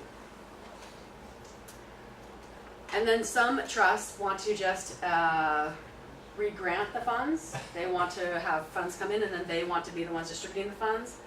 And that's all that they want to do. And some trusts are more active, that they might initiate programs, or they might work with the town on municipal land and then work to help RFP it and be much more of an initiator of development of programs. And then some do a little bit of both. So it's something for the trustees to think about of how do they want to work in Rockport. Just a few things to point out. In the trust statute, it actually does not define low and moderate income. So CPA, we know that CPA can go towards up to 100% of the area median income, but the trust statute says low and moderate income. So we advise communities to look at existing programs like CPA that says 100% of area median income is low and moderate income. HUD really defines it as 80% of the area median income, and any housing units that are going to go on the state's subsidized housing inventory towards your 10% need to be 80% of the area median income. The state's the statewide affordable housing trust goes to 110% of the area median income. So it's something that the trustees should give some thought to, and that should be explicit in your policies, in your application, however you're going to move forward, so that people know what do you mean by low and moderate income. The second thing is just that the CPA median income numbers do not match HUD numbers, because the Department of Revenue took HUD's numbers at 100% of area median income, and then to get 80%, they just did a clean 80% with a calculator. But HUD has a much more complicated formula that takes into account household size. So anything that you want to go on the subsidized housing inventory, you should always use HUD numbers and not the CPA numbers that DOR releases. Next slide. And one thing, whenever you're distributing public funds, whether it's the CPC to the trust or the trust to other entities, we always suggest grant agreements, that you be very clear with what the funds are for, that you spell this out, that any kind of timeline of when the funds should be spent by, a realistic timeline if it's construction, and some sort of guidance to recapture the funds if a project falls through, if something doesn't happen. But we always suggest that you be very clear with that. And then the last thing I'm saying again, you want to make sure that the trust is reporting back to the CPC any use of CPA funds. I'm going to go through some, I'm not going to talk about some of these things because the context here, you know some of it, but the trust is bound by procurement, open meeting laws, all of that, because it's a municipal entity. So it's really important that whoever's appointed, that they get brought up to speed about what that means. And one thing that happens that we get brought into a lot, that we warn people about, is email. That email also counts with open meeting. So sometimes we're included in emails where someone with the trust includes everyone on the trust, and then us, it asks a question, and it becomes a concern because if just one person replies back to all, then that's a violation because it's discussion and it wasn't a posted meeting. So you never want to reply all to anything with a municipal entity. Anti-aid amendment. I think I'm going to skip this at this point and we can do it later. So, and go through fair housing as well. So I wanted just to highlight a little bit about the kinds of things that trusts can fund, and then I'm gonna end because I know that it's getting late. Just keep going, I'm sorry. Just go through all this.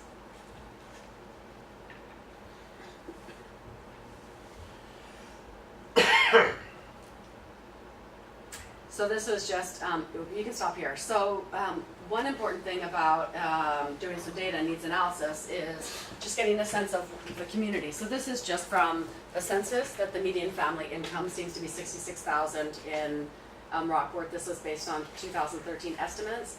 And from what I could see with census information, it seems as if 31% of homeowners are spending 35% or more of their household income on housing.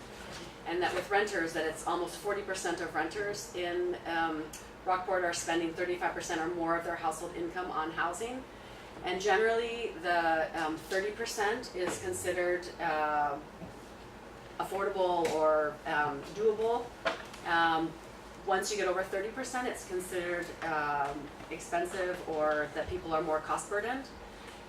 What would be interesting in your needs, which will happen in your needs analysis, is that they'll look at the person or whoever does that for you will look at what percentage of households in Rockport spend 50% or more of their income on housing, and you may be startled when you see those numbers.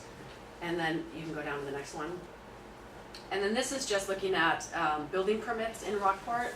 So this is from Mass Benchmarks. I believe that it's self-reported, so there may be some mistakes, but you can see that the majority of construction in recent years, last 5 years, are single-family houses with just a couple small multifamily. So there, in 2014, it was a 2-family house. In 2015, it was a 3-family house. Again, there might be some mistakes on this, but this was what was on Mass Benchmarks out of the Donahue Institute. So it becomes a problem with affordable housing that single-family houses are really hard to make more affordable for moderate income people. So eligible activities, do I have like a few more minutes, 5 minutes? Try to get through some of this. Just go to the next slide. So because most trusts receive CPA funds, then I have some of these broken down by the language that we use with the CPA, acquire, create, preserve, support. So go to the next one. So the next one is an example of, and a lot of these were, some of these projects were funded through the CPC, but they're all things that a trust could fund and that trusts, more and more trusts are funding around the state. This particular one was funded through the CPC, but this was an example of a nonprofit organization acquiring a building that was primarily market rate, and then using $500,000 of CPA funds to buy, and then that contributed to leveraging other funds to be able to rehab the development. They put restrictions on almost all of the units, although a few are still market rate. But this is an example of, it was existing housing and it was acquiring it for affordable housing in the community in Barnstable. Next one, and then just go down. And then a variety of examples of create, just stay on that slide. These are 4 different examples of small-scale housing development around the state, affordable housing, so all the units are affordable. In the top left, it's in, can you just go down a little bit? It's in Harwich, no, down a little bit, I'm sorry, the other way. It's in Harwich, so it's 12 units of family rental housing on the top left. On the top right, it's in Northampton, it's 12 units of family rental.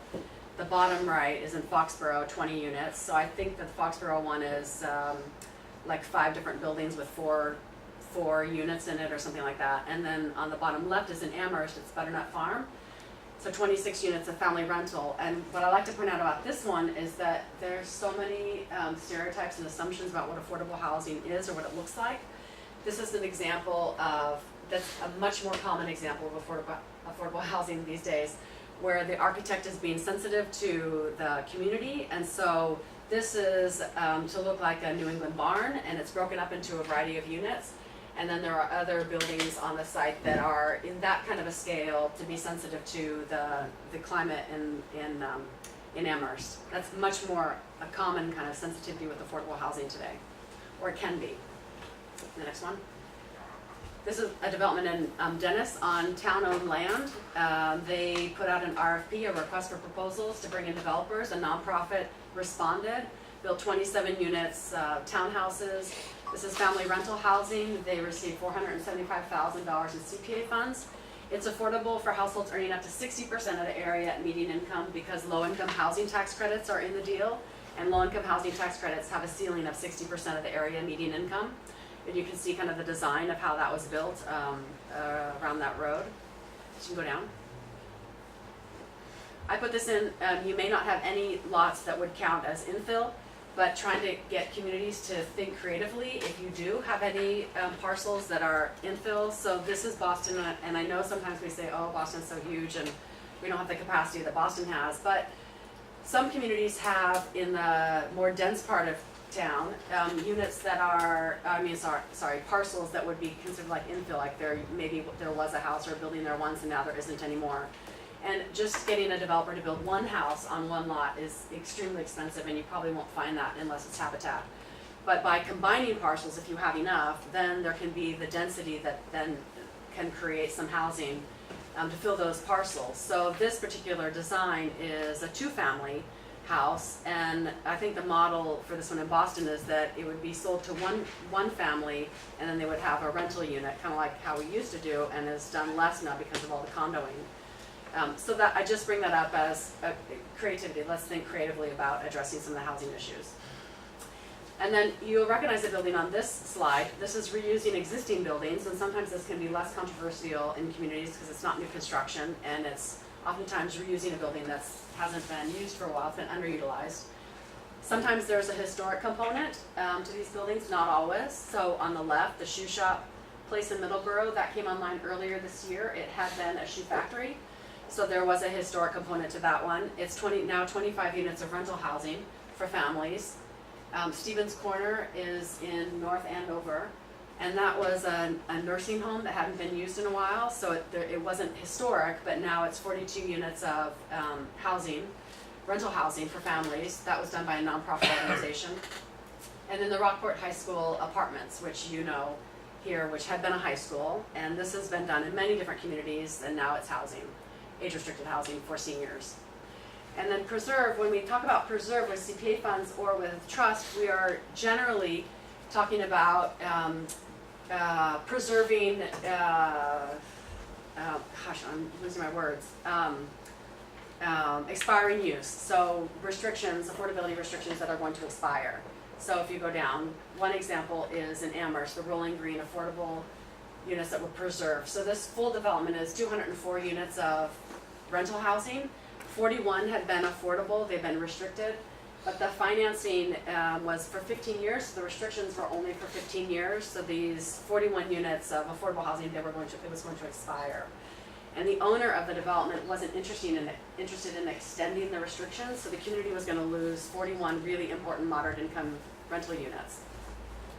The community engaged my organization, MHP, to talk through what can we do, how do we save these units. The owner doesn't want to. He wants to put them into market rate housing. Of course, he'll make more money. So there was conversation of bringing in a new owner. So a developer, Beacon Communities, was engaged. They were interested in buying the development. They negotiated with the owner themselves.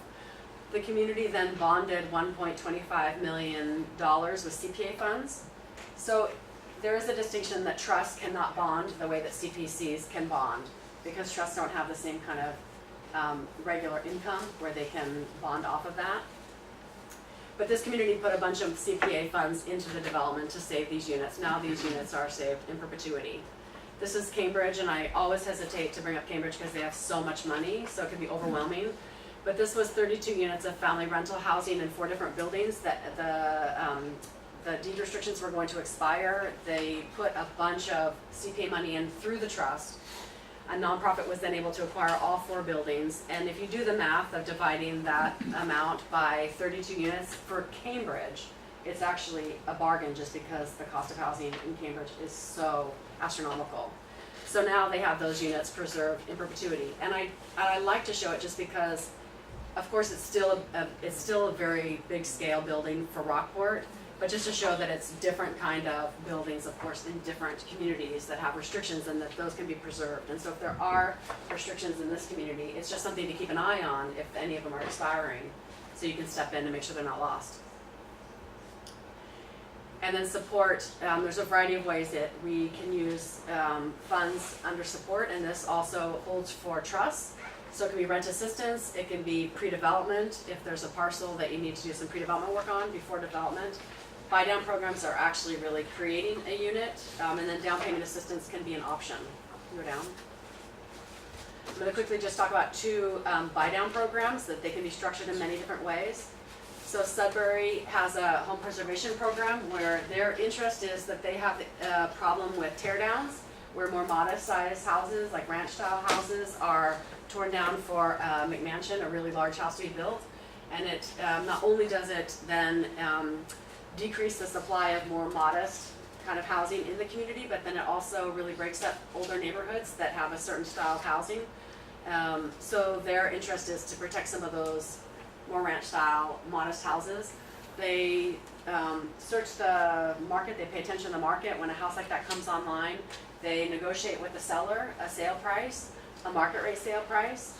They then hold a lottery for people who would be interested in buying the house, who are income qualified, which is 80% of the area median income. They work with DHCD, with the state, to put a deed restriction on it so that the house is included on the subsidized housing inventory. And then their trust provides the subsidy to the seller of the difference between the negotiated sale price and what makes it affordable for a household at 80% of the area at median income. And how long is it restricted on, you know, So what it it's- can be sold for? So it's in perpetuity. And so then the restriction does limit the appreciation that can be received on the unit, but the unit then is on the list in perpetuity. And then the next one is Norfolk. They have a similar small scale program that their trust runs. But they do it a little bit differently. So in Sudbury, the trust never holds the property. The trust just helps to negotiate the transaction. In Norfolk, the trust actually buys the units and holds the units. So they've done 3 a year. It's very small scale, but their interest is to help protect these smaller Cape kind of houses throughout town, and so to have it spread throughout the community. So they have bought houses in $300,000 range. Unfortunately now, the housing market is getting tight there as everywhere, so they're having a harder time finding houses in that range. They would then try to buy them all about the same time, and they do renovations over the summer, and then they would have a lottery to sell them all at the same time in the fall. So it's a program that they've decided to do because of some of their values of wanting to support home ownership among low moderate income people. What they sell their units for are actually significantly less than what they could sell them for, and that was a conscious choice that they chose to deeply subsidize the units to make sure that the folks buying them have a good amount of operating cash left over in case of emergencies and not wanting them to be too tight on a monthly basis. And then rent assistance is an option for trusts and with CPA funds. This is a model in Dukes County that's Martha's Vineyard, and all of the communities on Martha's Vineyard contribute to a regional rental assistance program. The Housing Authority manages it and goes to each of the CPCs or the trusts every year asking for funds. They recruit owners, so one thing that's different about this rental assistance program is that because of the market on the vineyard, where it's landlords want to really benefit from the lucrative summer months, they have a hard time getting landlords to sign 12-month leases. So the Housing Authority works more aggressively at helping to find owners who would be willing to sign 12-month leases. Most rent assistance programs are tenant-based, where the tenant has to find the unit, but because of the market on the vineyard, it's a little bit different. So the Housing Authority recruits the owners, inspects the homes to make sure that they're up to code, screens tenants, so acts as a liaison for the landlord, invoices the CPCs or the trusts on a monthly basis, and then requests it for the next year. So if you go down to the next slide, this just gives you a picture of fiscal year 2014. They had 66 rental assistance subsidies, 147 people on the waiting list. It wasn't actually because they didn't have money. They had extra money. It's because they didn't have landlords who would sign 12-month leases on the vineyard. The CPC and trust appropriations were over $500,000 for that fiscal year. The average monthly subsidy was $500, and the average income served was 45% of the area at median income, so reaching much lower income. I put this on here just because in a lot of our communities it's hard to talk about affordable housing. There can be a lot of reaction. I don't know exactly what your experience here in Rockport is. This is a resource that you could Google, and it's a study that was done between a housing agency and a social anthropologist, and they were testing different phrases and ideas and concepts with audiences and how people respond to them around housing, to help the housing community, people who really care about affordable housing, to think of new ways or more effective ways about talking about the need of diverse housing in all of our communities. It's like they talk about balancing people with places and systems, telling the story of us rather than the story of them, so don't separate it out, but it's about us. Connecting housing to other social issues and outcomes. So we know there's plenty of data to show that stable housing contributes to better health outcomes, better educational outcomes, that housing stability is very much tied to all these other social issues. But we're not always really good about making those connections when we talk about the need for affordable housing. Also talking about how where you live affects you, and consider language that we use. So they said that when we use housing, when we refer to housing, that people will oftentimes think of public housing, and that has a negative connotation for a lot of people, but if we talk about home, it's the place where we find ourselves, where our family is, that even the words that we use people can react to differently, they can hear it differently. So I just put that up there as a resource that as you're looking to do a little bit more in the housing realm, it could be a tool that you could use. And the next one. We have a training coming up just this Thursday for trust. It's going to be a 6-hour really digging in more about trust that I just wanted to put up there. It is $25 per person. It includes breakfast and lunch. You're welcome to sign up on our website. And I think there's one more slide, like a closing. These are some of our online resources for affordable housing with trust. And I have a few of the smaller operations manuals just in the hard copy. And we're doing some updates on these, but I'm just going to leave those there. And my phone number. It's the quick and dirty. Thank you so much, so helpful. So I think as soon as we are fully intact with the AG's office, right, as soon as we get everything back and start to move forward, then we should probably have a smaller group with you for a whole evening, or do we just Kind go of to a longer. training next? How does it?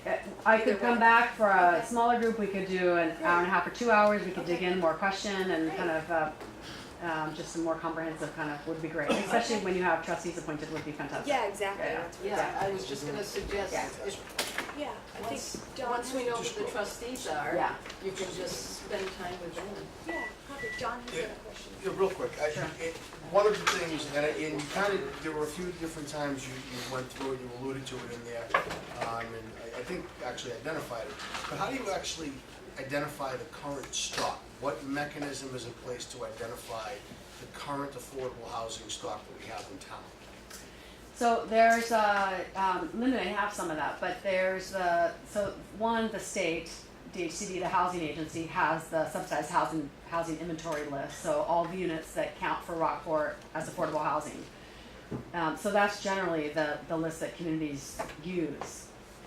So, There may be some units that are not on that list for different reasons. Yeah, I think there are. and I'm just trying to get a baseline of where we are so we can, I mean, I know the number is 10% pretty much. I mean, it doesn't have to be that, but Yeah, that's I kind don't of, recall, maybe we're at like 4 or something, I don't. that's Online, it's like 3.3, but that was back in December 2015, and they haven't updated it in a while, so Yeah. I'm not sure. But So that's it's in the 3 to 4 range for Rockport. all right.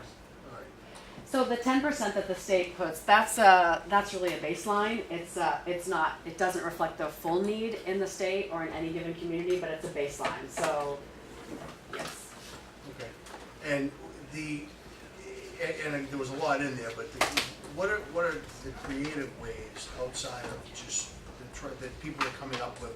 I mean, Gloucester had an initiative where they have a whole proposal put together. The lights are back on. Can we turn it down a tiny bit? It was so nice, wasn't it so nice? It was. It's Yeah. like, even that's better. Perfect. That's better. Thanks, Mitch. That's About how they're looking at, they passed on a 9-0 vote with the Gloucester City Council to identify units that were formerly illegal, and if they meet a certain set of criteria, that those would count towards, but they would have to have a deed restriction on them for a certain amount of time, and that would increase their afford. So I guess I'm looking for ways like that possibly we could do it, and I don't expect an answer. Yeah. You can, if there were a couple of quick ones that you knew of. I'd Well, be so that might interested. be accessory dwelling units maybe, and more communities are looking at accessory dwelling units and bringing them online, because oftentimes they're not legal, so Right. making them legal and perhaps having a restriction. To be Yeah, honest, Manchester is doing it right now, right, Paul? Yes, they are actually. to be on the subsidized housing inventory with the state, it needs to be restricted for at least 15 years. Mhm. So you just would need to work through some of the parameters of that, and I I think it was don't know. 30 years that they had on theirs. Well, that's even better, but Right. to be on the subsidized housing inventory, it has to be at least 15-year restriction to 80% of the area median income. You have to work through some of the legal dynamics of that as well.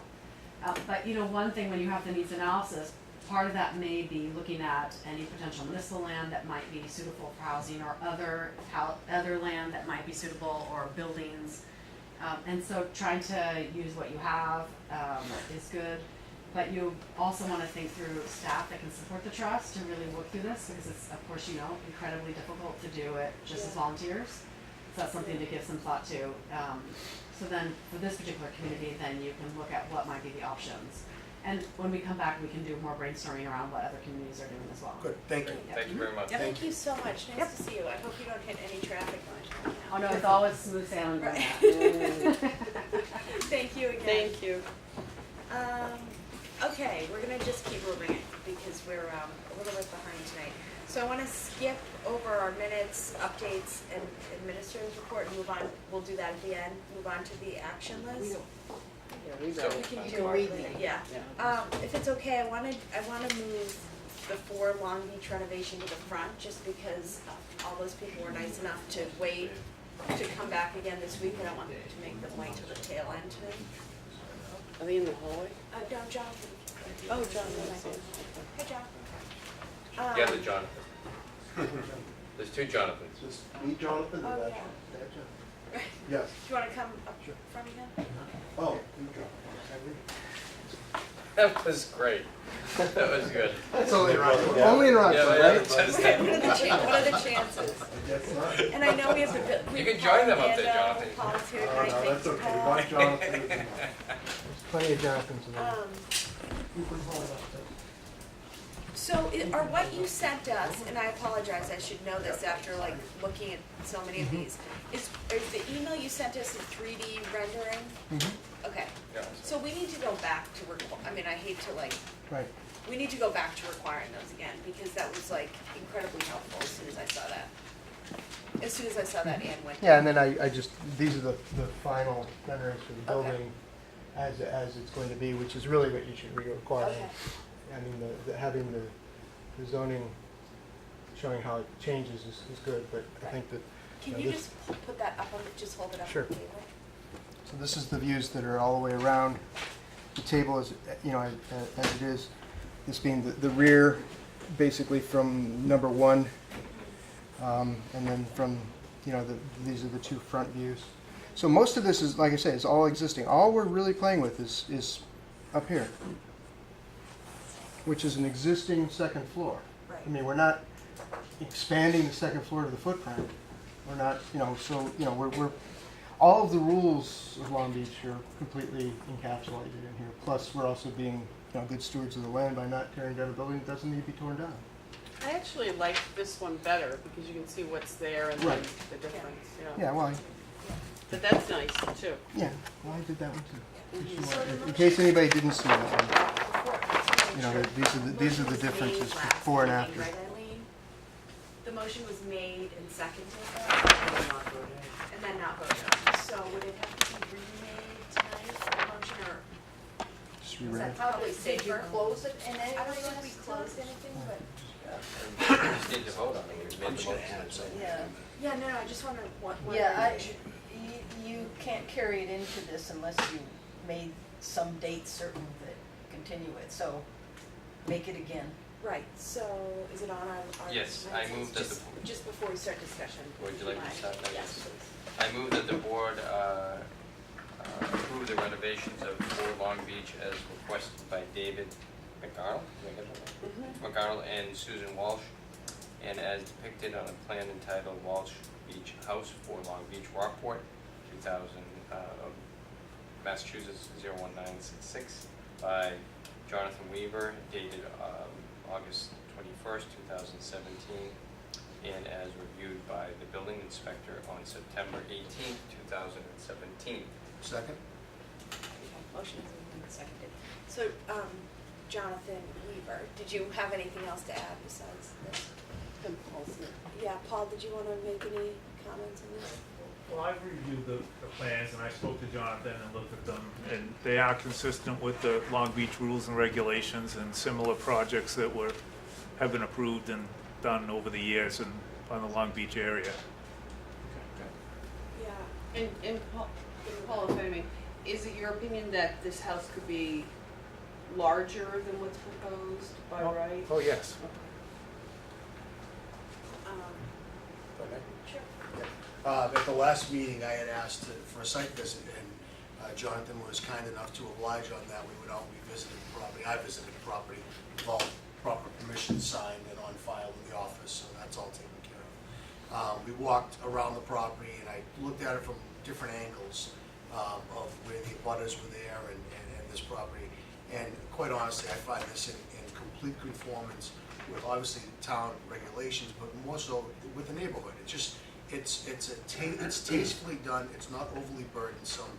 I think it's a nice design that really fits with the neighborhood, so I wholeheartedly support this. Good. No, I have not.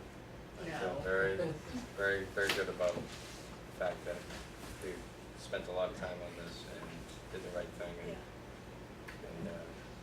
they meet all Lando's recommendation means a lot to me as the building inspector. If he signs off on it, I'm good with it. Hi, Lisa Newgert. I'm at 34 Rockport Road, and somehow concerns are all kind of haven't been acknowledged. We were told that you were going to come and view from our property in Gloucester to see how it affected our view, and that hasn't been done, and it's not even being discussed.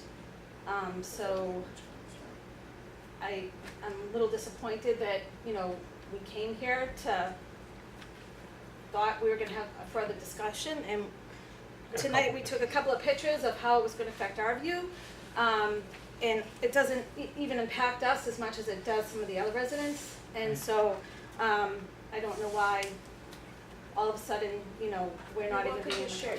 Sure. Pictures, you're more than welcome to share. You want to answer?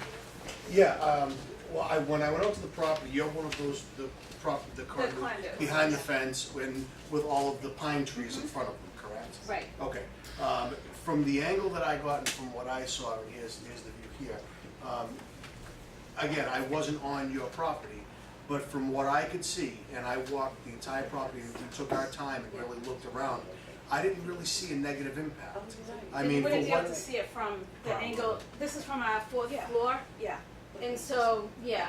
so they're going up above here. So it is. No, they're not going They're going above the. We're going up to the height of the chimney, Right. Yeah. not any higher than the chimney. Right, but so it's going Right. right above the chimney, Yeah. which is going to take away Right. all of our view.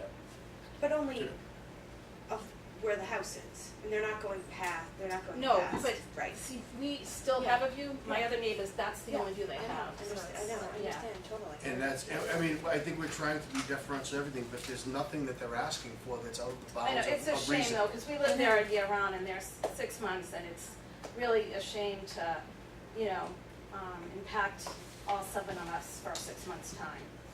Do you want these back? I don't need them though.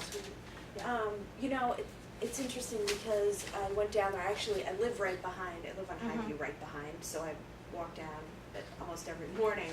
And I think of that. We actually got an email today from someone else at 34.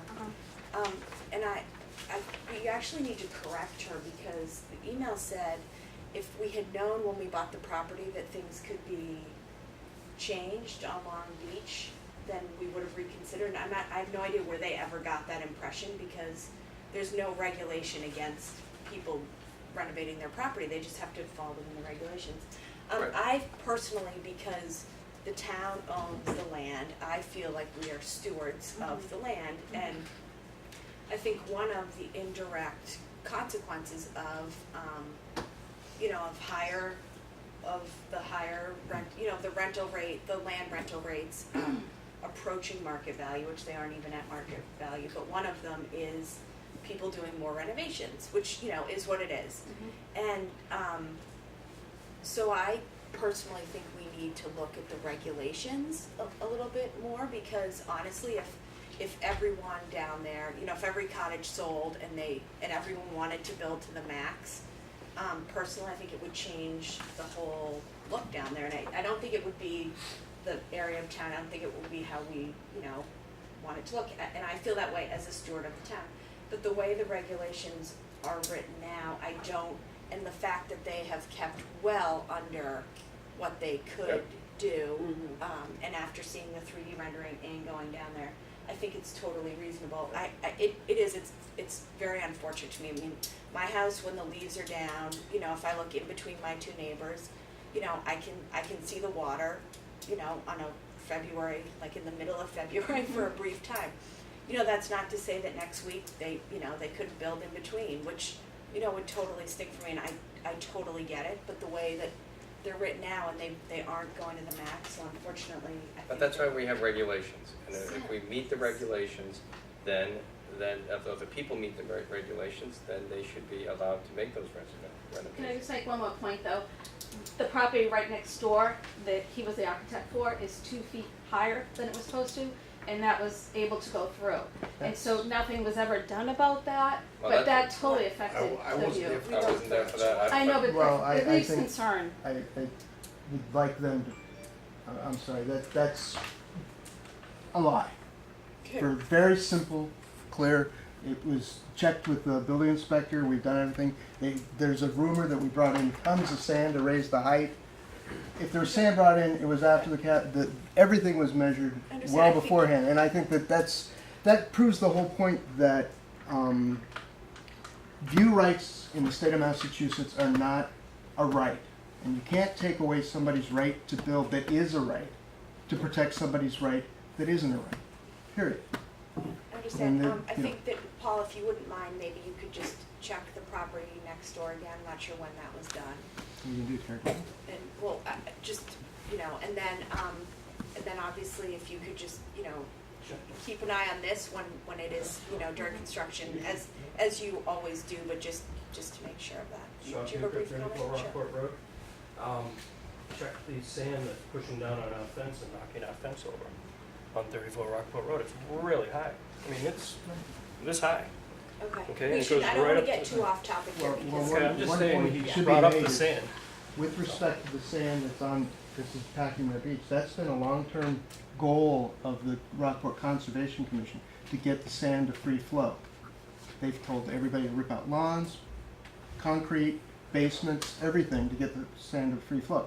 Whether or not it gets put in there after the fact or it's moving, it's going to move where the wind blows it. And if that is, I mean, that's the goal of the Rockport Conservation Commission. You can ask them, and they'll tell you that they want that dune to be back to dunes.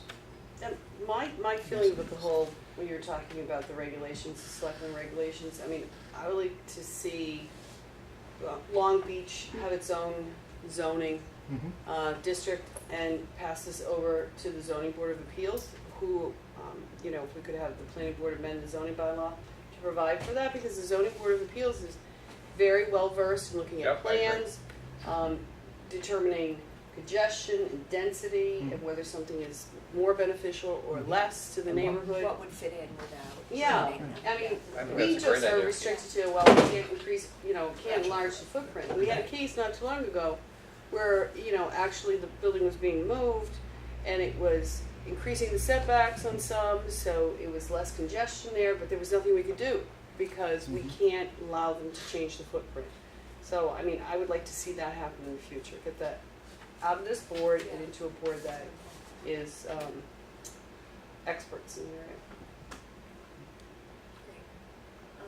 Okay, are there any further questions from the board? No. Okay, and so Paul, you'll just keep an eye on the construction, obviously, like you always do. Okay, any further discussion? Nope. Hearing none, all those in favor say aye. Aye. Aye. Opposed, nay. The motion carries. Thank you. Thank you. Thank you. Thanks, Paul. Thanks, Paul. Okay, approve, is, go right, let's do the expense guideline in a minute, is that okay? Want to do it now? Will that take long, or is this gonna go on, because I No. think Sid is here? Okay. I read it. It's very short. Yeah. Is there a motion? Yes, I move that the Board of Selectmen adopt the FY19 budget guidelines with departmental expenses of no more than 2% as recommended by the town administrator. Second. Any questions on this? No. We do this every year. Is that for both wages and expenses or both? Expenses. Expenses, no wages. And I saw your email about the management meeting. We rolled it back to. I saw that. I can actually, I'm gonna try to come. I've been to that That'd be before. great. I actually really enjoyed going, so I'm gonna try to make it if I can possible. Especially because there's some misperception that about stovepipes and nobody knows what everybody else is doing, but those are the meetings where you get it all Yep. across the board. What was I gonna say? Oh, sorry. It's okay. It's late. It's late. very Any late. further discussion on that one? All those in favor say Aye. aye. Aye. Opposed, nay.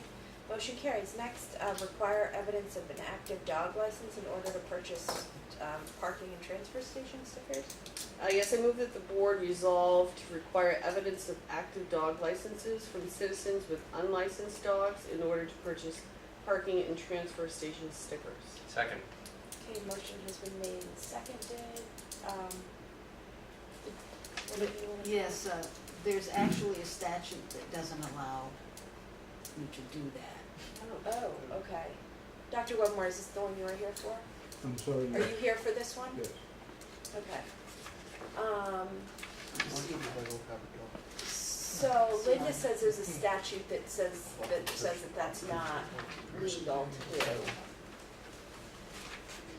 You want to comment on that? Yeah, go Well, a right couple of ahead. things. First off, it is Massachusetts state law that dogs be licensed. And it is Massachusetts state law that the licensed, in order to be licensed, they have rabies vaccination. That's why it bangs against the Board of Health. The selectmen in past have endorsed licensure by setting fees for it. So you have approved it. And the reality is that in Rockport, there is about 30% of the 1,000 dogs that are licensed. So that has several implications. First and foremost, it is an absence of enforcement of rules made by the state and the selectmen. Number two, it is deprecating those folks who do pay the fees on it by allowing the scofflaws to go unpaid. And thirdly, it is about 10 grand from the town's budget that is lost in the rubbish that should be collected and go to the general fund rather than being subsidized by those people who pay all the bills. The Board of Health felt that one way of doing this problem solution would be to tie the sticker program with the licensure. The sticker program is tied with, as I understand it, insufficient funds which the town may receive on checks, unpaid moorings, unpaid rental at Pigeon Cove, and the DPW, if your water meter isn't fixed or doesn't, you don't respond to excessive use, it's tied to that. Now, there may be a statute of an exemption, but if there is, we need to solve this problem with a different exemption. There is. I thought I had it in hand, and all I have is the registration statute, but do you want to take it? Yeah, what we can do in the meantime to address what is a significant issue, we can instruct the animal control officer to step up his enforcement efforts and have a conversation to find out, number one, what he's doing, and if he isn't, to get him on the ball and do that, and pick it up, because it is a pretty significant issue there, so. It's a safety, yeah, health and safety. Because of the restrictions that the law has, we can certainly, I think one possible workaround is to increase efforts from the animal control officer to step up with letters and some follow-up there. Yeah, I mean, what about also a reminder, something, I know we talked about doing the reminder, the information about the, whatever happens with the parking ban and the tax bills, does it make sense to just put a reminder to people in there as well? We could do that. Maybe in the spring, because that's when they're supposed to be getting their licenses. Yeah, April. That would be an excellent time to do it. Because honestly, it's one of those things, and when I was a dog owner, this used to happen to me, where it's not, if it's not in front of you, it's not, do you know what I mean? If it's one of those things where if you don't keep getting some kind of reminder about it, like if it's not on your desk, it's not paid, does that make sense? It does, but I work here and they come down the hall and say, Not as dog easy license. for you to not, yeah, It's on the census. it's on the census. Yeah, it is. Yeah. So I think maybe some increased efforts by the dog officer, a reminder with the tax bills. I assume it's already on the website, but maybe a,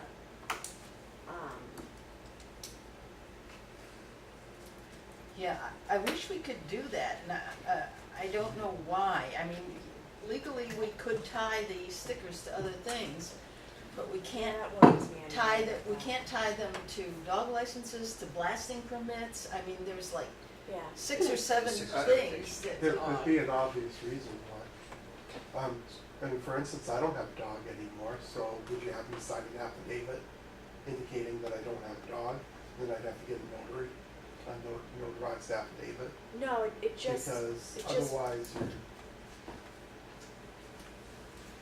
no, it's Just a just thought. people who have registered, go ahead. The census report you have to follow by law is the identification of who has a dog and whose dog is now posthumous in your case. Okay, so there is a updated thing comes out once a year that the town has, so you wouldn't be stuck with it. I would ask, however, as a representative of the Board of Health, we would like the legal opinion and the reference on that to find out what we can do for it, if you would send that on to the Board of Health in America. Sure, there's no written legal opinion, it was a phone call, but we're happy to give you the citation. The Board of Health would like the reference to that and wants follow-up. I don't buy that. Okay? Okay. All right, fine. Okay. Thank you. So in the meantime, we'll do what we're able to follow through and do, which is have the animal control officer step up some enforcement on it. I mean, it's also on, because it's not fair, especially this time of year when you take your dog to the beach and, Plus, there are- we're there are- talking $8,000 to there are- $10,000. There are 30 dogs on the beach and only What's 10 the are licensing? licensed. It's like 10. It's like $10, $10, yeah. right? It really Oh. is a like out of sight, out 15 of for mind. spade, something the other way Yeah. around. So it Yeah, really 10 if is. it's Okay, spayed or so I neutered. think that will be helpful, Mitch. Thank you. Yep. Do I need to recuse myself because my wife's on the Board of Health? We're not voting There's on no, it. there's no, Okay. no action on it. That's true. Oh, you've got a motion on the table. So let it die. We're just not Take no gonna vote action. on it. So Yeah. it's, yeah. Okay. Okay, acceptance of 2 gifts of art from Peter Vincent. Oh, love Peter Vincent's art. What's your big guy? oh, here I go. Take 3. All right, here we go. Madam Chair, I move that the Board of Selectmen gratefully accept the gifts of a ballpoint pen image of working fishermen and an etching of the schooner Rondell from Peter Vincent to be added to the town art collection. In Selectman Murphy's house. I'll second it. Motion has been made and seconded. This is such a nice gift. We shouldn't even look at the pictures they sent because That's it's beautiful. like, Doesn't do it they're like justice. embarrassing compared to Peter Vincent's artwork. Yeah, Yeah. you can tell. Yeah, his artwork is just spectacular. I've said this He's 100 he's greatly times. missed. The artwork in this town, in all the public buildings are just unbelievable. Yeah. Okay. All those in favor say aye. Aye. Aye. Opposed, nay? Want me to take the next? Yes, please. 76 Long Beach lease to reflect a change of address. I move that the board approve and sign a lease for 76 Long Beach with Carol McSherry of 25 South Oak Knoll Avenue, number 525, Pasadena, California, to reflect the change of address. Second. Motion has been made and seconded. Any further discussion? Nope. All those in favor say aye. Aye. Opposed, nay. The motion carries. I think that's it for the action list, Yep. right? Approval of minutes of September 19th. I believe I have that. No, that's me. That's it. Madam Chair, I move that the Selectmen approve the minutes of September 19, 2017. Second. The motion has been made and seconded. Any edits or changes? Good. I have none. Anybody? Nope. Okay. All those in favor say aye. Aye. Opposed, nay. Motion carries. Selectmen updates and liaison reports. I'll be real quick to spare us, I know it's been a kind of a lengthy meeting here. 2 things, I attended a planning board meeting not long ago. Selectman Donley was there as well. There were some things that struck me as a little peculiar, that really didn't make me happy and didn't present things in a positive light. Mr. Sepulveda was there. respectfully had his hand up at that meeting and was denied the ability to speak, and that didn't bode well for the way that meeting was conducted. I was very disappointed by that. That being said, I also attended the last commissioners meeting for the DPW. I won't bore you with that, most of it was covered tonight. It was just kind of routine business. There was nothing real intriguing on there, just kind of normal business. Then the last one is, and get ready to be bored. Selectman Campbell signed the payroll warrant number 12 totaling $107,411.26, and expense warrant number 12 totaling $827,132.34 on 9/19/17. Selectman Campbell signed the payroll warrant number 13 totaling $534,193.20, and expense warrant number 13 totaling $579,480.12 on 9/27/17. Selectman Campbell signed the payroll warrant number 14 totaling $108,654.35, and expense warrant number 14 totaling $724,769.44 on 10/3/17. And that's all I have. Thank you. And then, anything from the town administrator's report? Unless you wanna know about it, I don't need to take time.